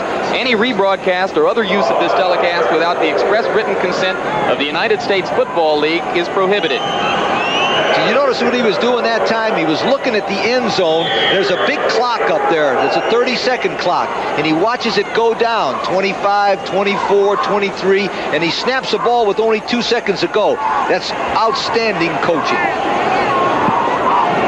Landry has also played a few football games in his time. Now watch. Watch him. He'll come up there at 10, 9. Now watch it. He'll snap the ball with 5. That's at the far end of the stadium, away from Landry. You can see it perfectly. Uh-oh, here we go. Trumaine Johnson. Oh, good play. Good play. Jeff Brown. He's got reason to feel good about that one. There goes Trumaine. Now he's just going to try to beat him on a little outside move. Brown plays this well. Looks at, as soon as he looks up into his eyes, puts his hands up. Great deflection. There are the deep men. 44 is Mike Guess, and 16 is Reggie Smith. Pint-sized dynamite. As Frank Corral standing near the back line of his end zone, and the Federals appear to be coming. They are right up the middle. Almost got it. The flag goes down, way downfield. And the kick rolls dead at the 50-yard line. Now, this is an interesting penalty call because the flag was thrown in an area where absolutely nothing was happening. I'm not sure they didn't have 12 guys on the field. That's why they got close to it. I'm not sure. Well, let's see. 1, 2, 3, 4, 5, 6, 7, 8, 9, 10, 11, 12. You're dead right. That's why I thought they had a lot of guys up front with all the guys back. Illegal procedure against the Federals.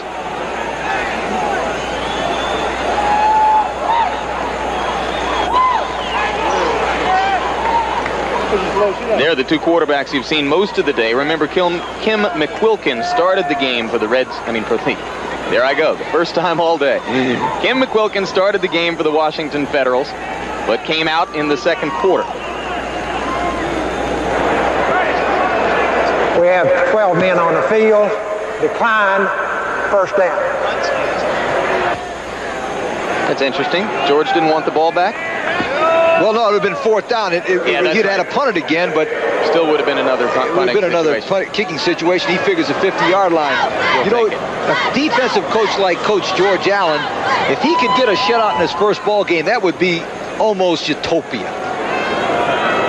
It would be utopia, wouldn't it? Nothing? Most great football coaches are satisfied for about 90 seconds with victories like this, right? And start thinking about the next one. That's right. Owense's throw is complete.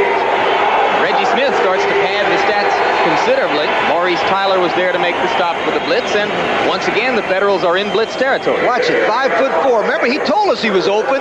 He comes down, breaks it out to the outside, and watch him go right down with the football. Well thrown. Beautiful play. He's caught 4 for 59 yards. This time, Hohensee gets the ball into the hands of Reggie Smith again, and it is another first down inside the 30 to the 25-yard line. And now the 2-minute warning is going to be given to both benches, and there are 2 minutes remaining in a game in which Chicago leads 28-0. Washington still working to try to get on the board, and we'll be back in RFK Stadium. Ball is at the 26-yard line. 2 minutes to go in a game that Chicago leads 28-0. Next week, on Saturday, the Blitz will be playing against Arizona at home. Then 2 weeks from now, on the 20th of March, they'll be at Denver. Or check it.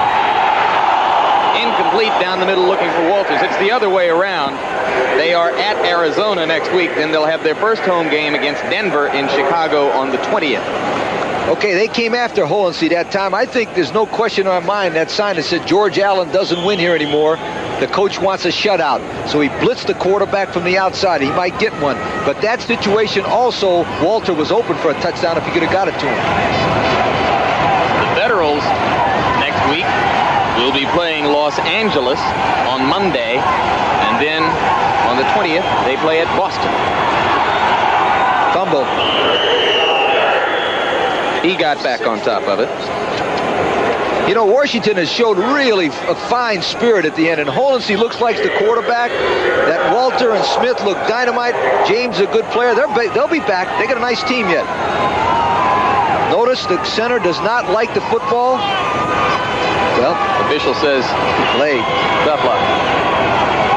3rd down 4. So now they face a 4th down situation. Top international milers such as Eamon Coughlin, Sidney Marie, Tom Byers, John Walker on the picturesque shores of Ipanema Beach. That should be a beauty. Hohensee in the end zone. Another interception for Luther Bradley. Okay, that was caused by the blitz. You watch White, the linebacker, and everybody else coming after the quarterback. George Allen wanted that shutout more than anything I know. Hohensee shouldn't be discouraged because let me tell you something. They got a good football team. George Allen signed 268 players and cut 134 in one day. That's a Guinness Book of Records. For sure. Now, it is often the pattern of professional football coaches that when you have a veteran quarterback like McQuilkin and a rookie like Hohensee, you may go back to McQuilkin after a performance like this. We'll have to see what happens next week. We'll be back in a minute in RFK. We've got 1 minute and 22 seconds left as George Allen returning to Robert F. Kennedy Stadium for the first time since December 17, 1977, when he went out as Redskins coach. Is headed toward a victory. Tim Cagle now in the ball game replacing Greg Landry at quarterback for Chicago, and that's Jim Stones who runs the football for a pickup of 6. It'll be 2nd down 4. The rain is falling harder right now than it has fallen all day. The Federals won't quit. They have called timeout to stop the clock. That was a good call also, to say the least. Dennison with the football. It looks like George has built his football team around Landry on offense with Spencer and Johnson.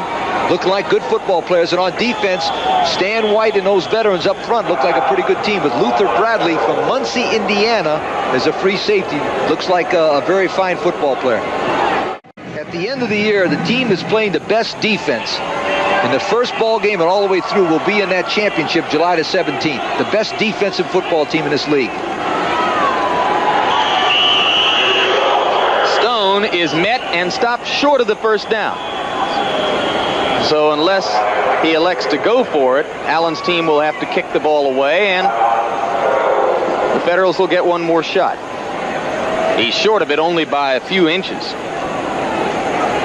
But that's a remarkable quality I think Allen has, to take guys like Greg Landry and Joe Fetterspiel and Stan White and Carl Lorch and Joe Ehrman and Junior Ayu, guys who have been in this game for quite a long time, who have been treated as professionals, who have adopted a professional approach, and to seemingly somehow put a lot of the little boy in it back in it for them. That's because it's his nature. That's the way he coaches. You know, you ever watch him? In fact, he gave me a good idea. When I got fired, he called me and said, Lee, I got a great book for you to read. I said, what is it? He said, Merry Christmas, you're fired. You know, he set the all-time record. He's the only guy who's been fired 4 times in coaching. Most of us don't last that long. Baseball managers laugh at a stat like that, Lee. But he's going to punt the ball because he wants that shutout. All defensive coaches love shutouts. Finish the line.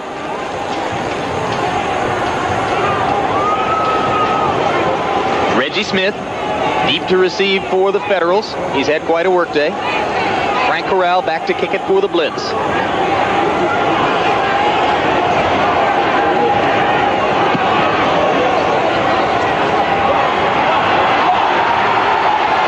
Trying to set a wall up for Smith. Now he's going to go the other way. I'll tell you, he looks just as good here today as he ever was with Atlanta.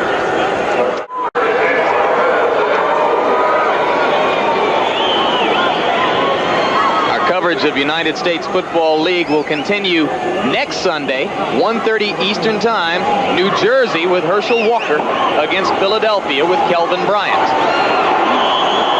Junior IU. It is ruled an incomplete pass, an incomplete pass, so it'll be second down 10 as Owens's arm was in motion as IU got to him. Junior's third sack. Junior was there, so was Ehrman. Junior IU is so quick off the ball, he just gets around the offensive lineman before he has a chance. Boy, he's a slender-looking defensive lineman, isn't he? 238 pounds, 6 feet 3 inches tall. That's why he went to Canada. Must not have been bulky enough, but I tell you, he's a fine football player for a 10-year veteran.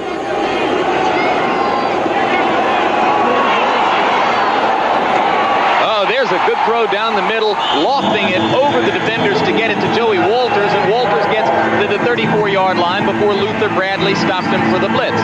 So with 23 seconds on the clock, Owensy still chucking away. The Federals are going to get one more chance to get on the scoreboard and mar George Allen's shutout. Smith and Walters both to the near side. Owensy, pass interference. Easy call. Even I could call that one. Ed Smith is the man who gets the flag, and now let's explain the new pass interference rules. Pass interference can be interpreted in this league as either intentional or unintentional. The intentional pass interference carries the penalty used by the National Football League. You get the ball at the spot of the infraction. The unintentional pass interference calls for a 15-yard penalty marked off from the line of scrimmage. Defensive pass interference, first down. That was the 15-yard mark-off. The reason they have that is so the guy throws the ball 56 yards down and tripped it in the 56-yard penalty.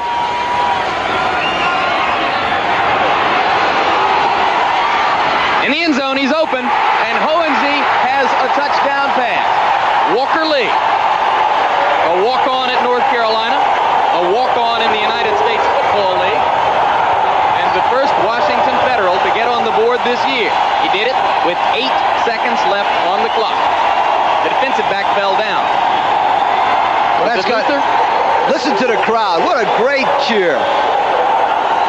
Those who hung around, those of the announced 38,010 who are still here, are waving the banners.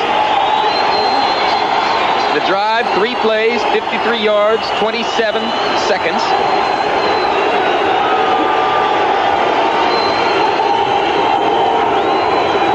And Obed Ariri, out of Clemson, comes on to try to add the extra point. Obed Ariri from Nigeria. A part of his tribal name means God only knows. The kick goes through. It's 28-7. A reporter once asked him, Obed, do you mean that you don't know what that part of your tribal name means? He said, no, I mean it means God only knows. It's 28-7. Okay, here's Owensy back to pass. They got a great pass rush on him. IU is coming up the middle, but this is what he does better. He did it against me at Indiana and all the other players. He throws on the run, running for his life with great vision. There's Walker Lee wide open, touchdown. That is what they needed. They can build on that right there in the second half. Now watch Walker Lee. He goes down about 15 yards and breaks across the field. He runs towards the middle in the open, and Livers drops down, and he catches the ball, and George Allen will go crazy on that play. He wanted that shutout bad, but it's now 28-7. You know, the other receiver who was down there looked like he was open, too. Well, they can build on that. See what I'm talking about? The head coach can talk about the enthusiasm, the way they played in the second half, and you're down 21-0, but what was it at halftime? 21 zip. They've got a flat-footed tie. Now they got 7-7. We showed great poise, and congratulations, and both teams are happy. Would you start Hohensee next week, or would you go back to the Are you kidding me? Absolutely. Hohensee, Walters, Smith, throw it and hold on. Because I tell you what, Hohensee's a competitor. One thing also, when they kick the extra point, somebody will say, why didn't they go for 2 to make it 28-8 or something? But they needed to get that kid, Areri, to kick one. So next week he could win the game. Craig James had no room to breathe today, but if they can do this with the passing game next week, he will get a chance to run the football in a little daylight. Obed Areri, onside kick. I love a team that doesn't quit. And number 24, Virgil Livers, who was beaten on the touchdown pass, recovered the onside kick. So now the clock remains stopped with 8 seconds left. Not a tick on that one. And Tim Cagle will come on for the last play of the game. In case you're wondering, if there is a tie in United States Football League game, this league has the same rule as the NFL, a 15-minute quarter. Sudden death, tiebreaker. Second half, the Federals got 9 first downs, same as Chicago. You know, they've always said Cagle was slow. He even looked slow falling down. That was a good ball game. Good ball game for the Chicago Blitz and for George Allen, who has made a triumphant return to RFK Stadium in Washington.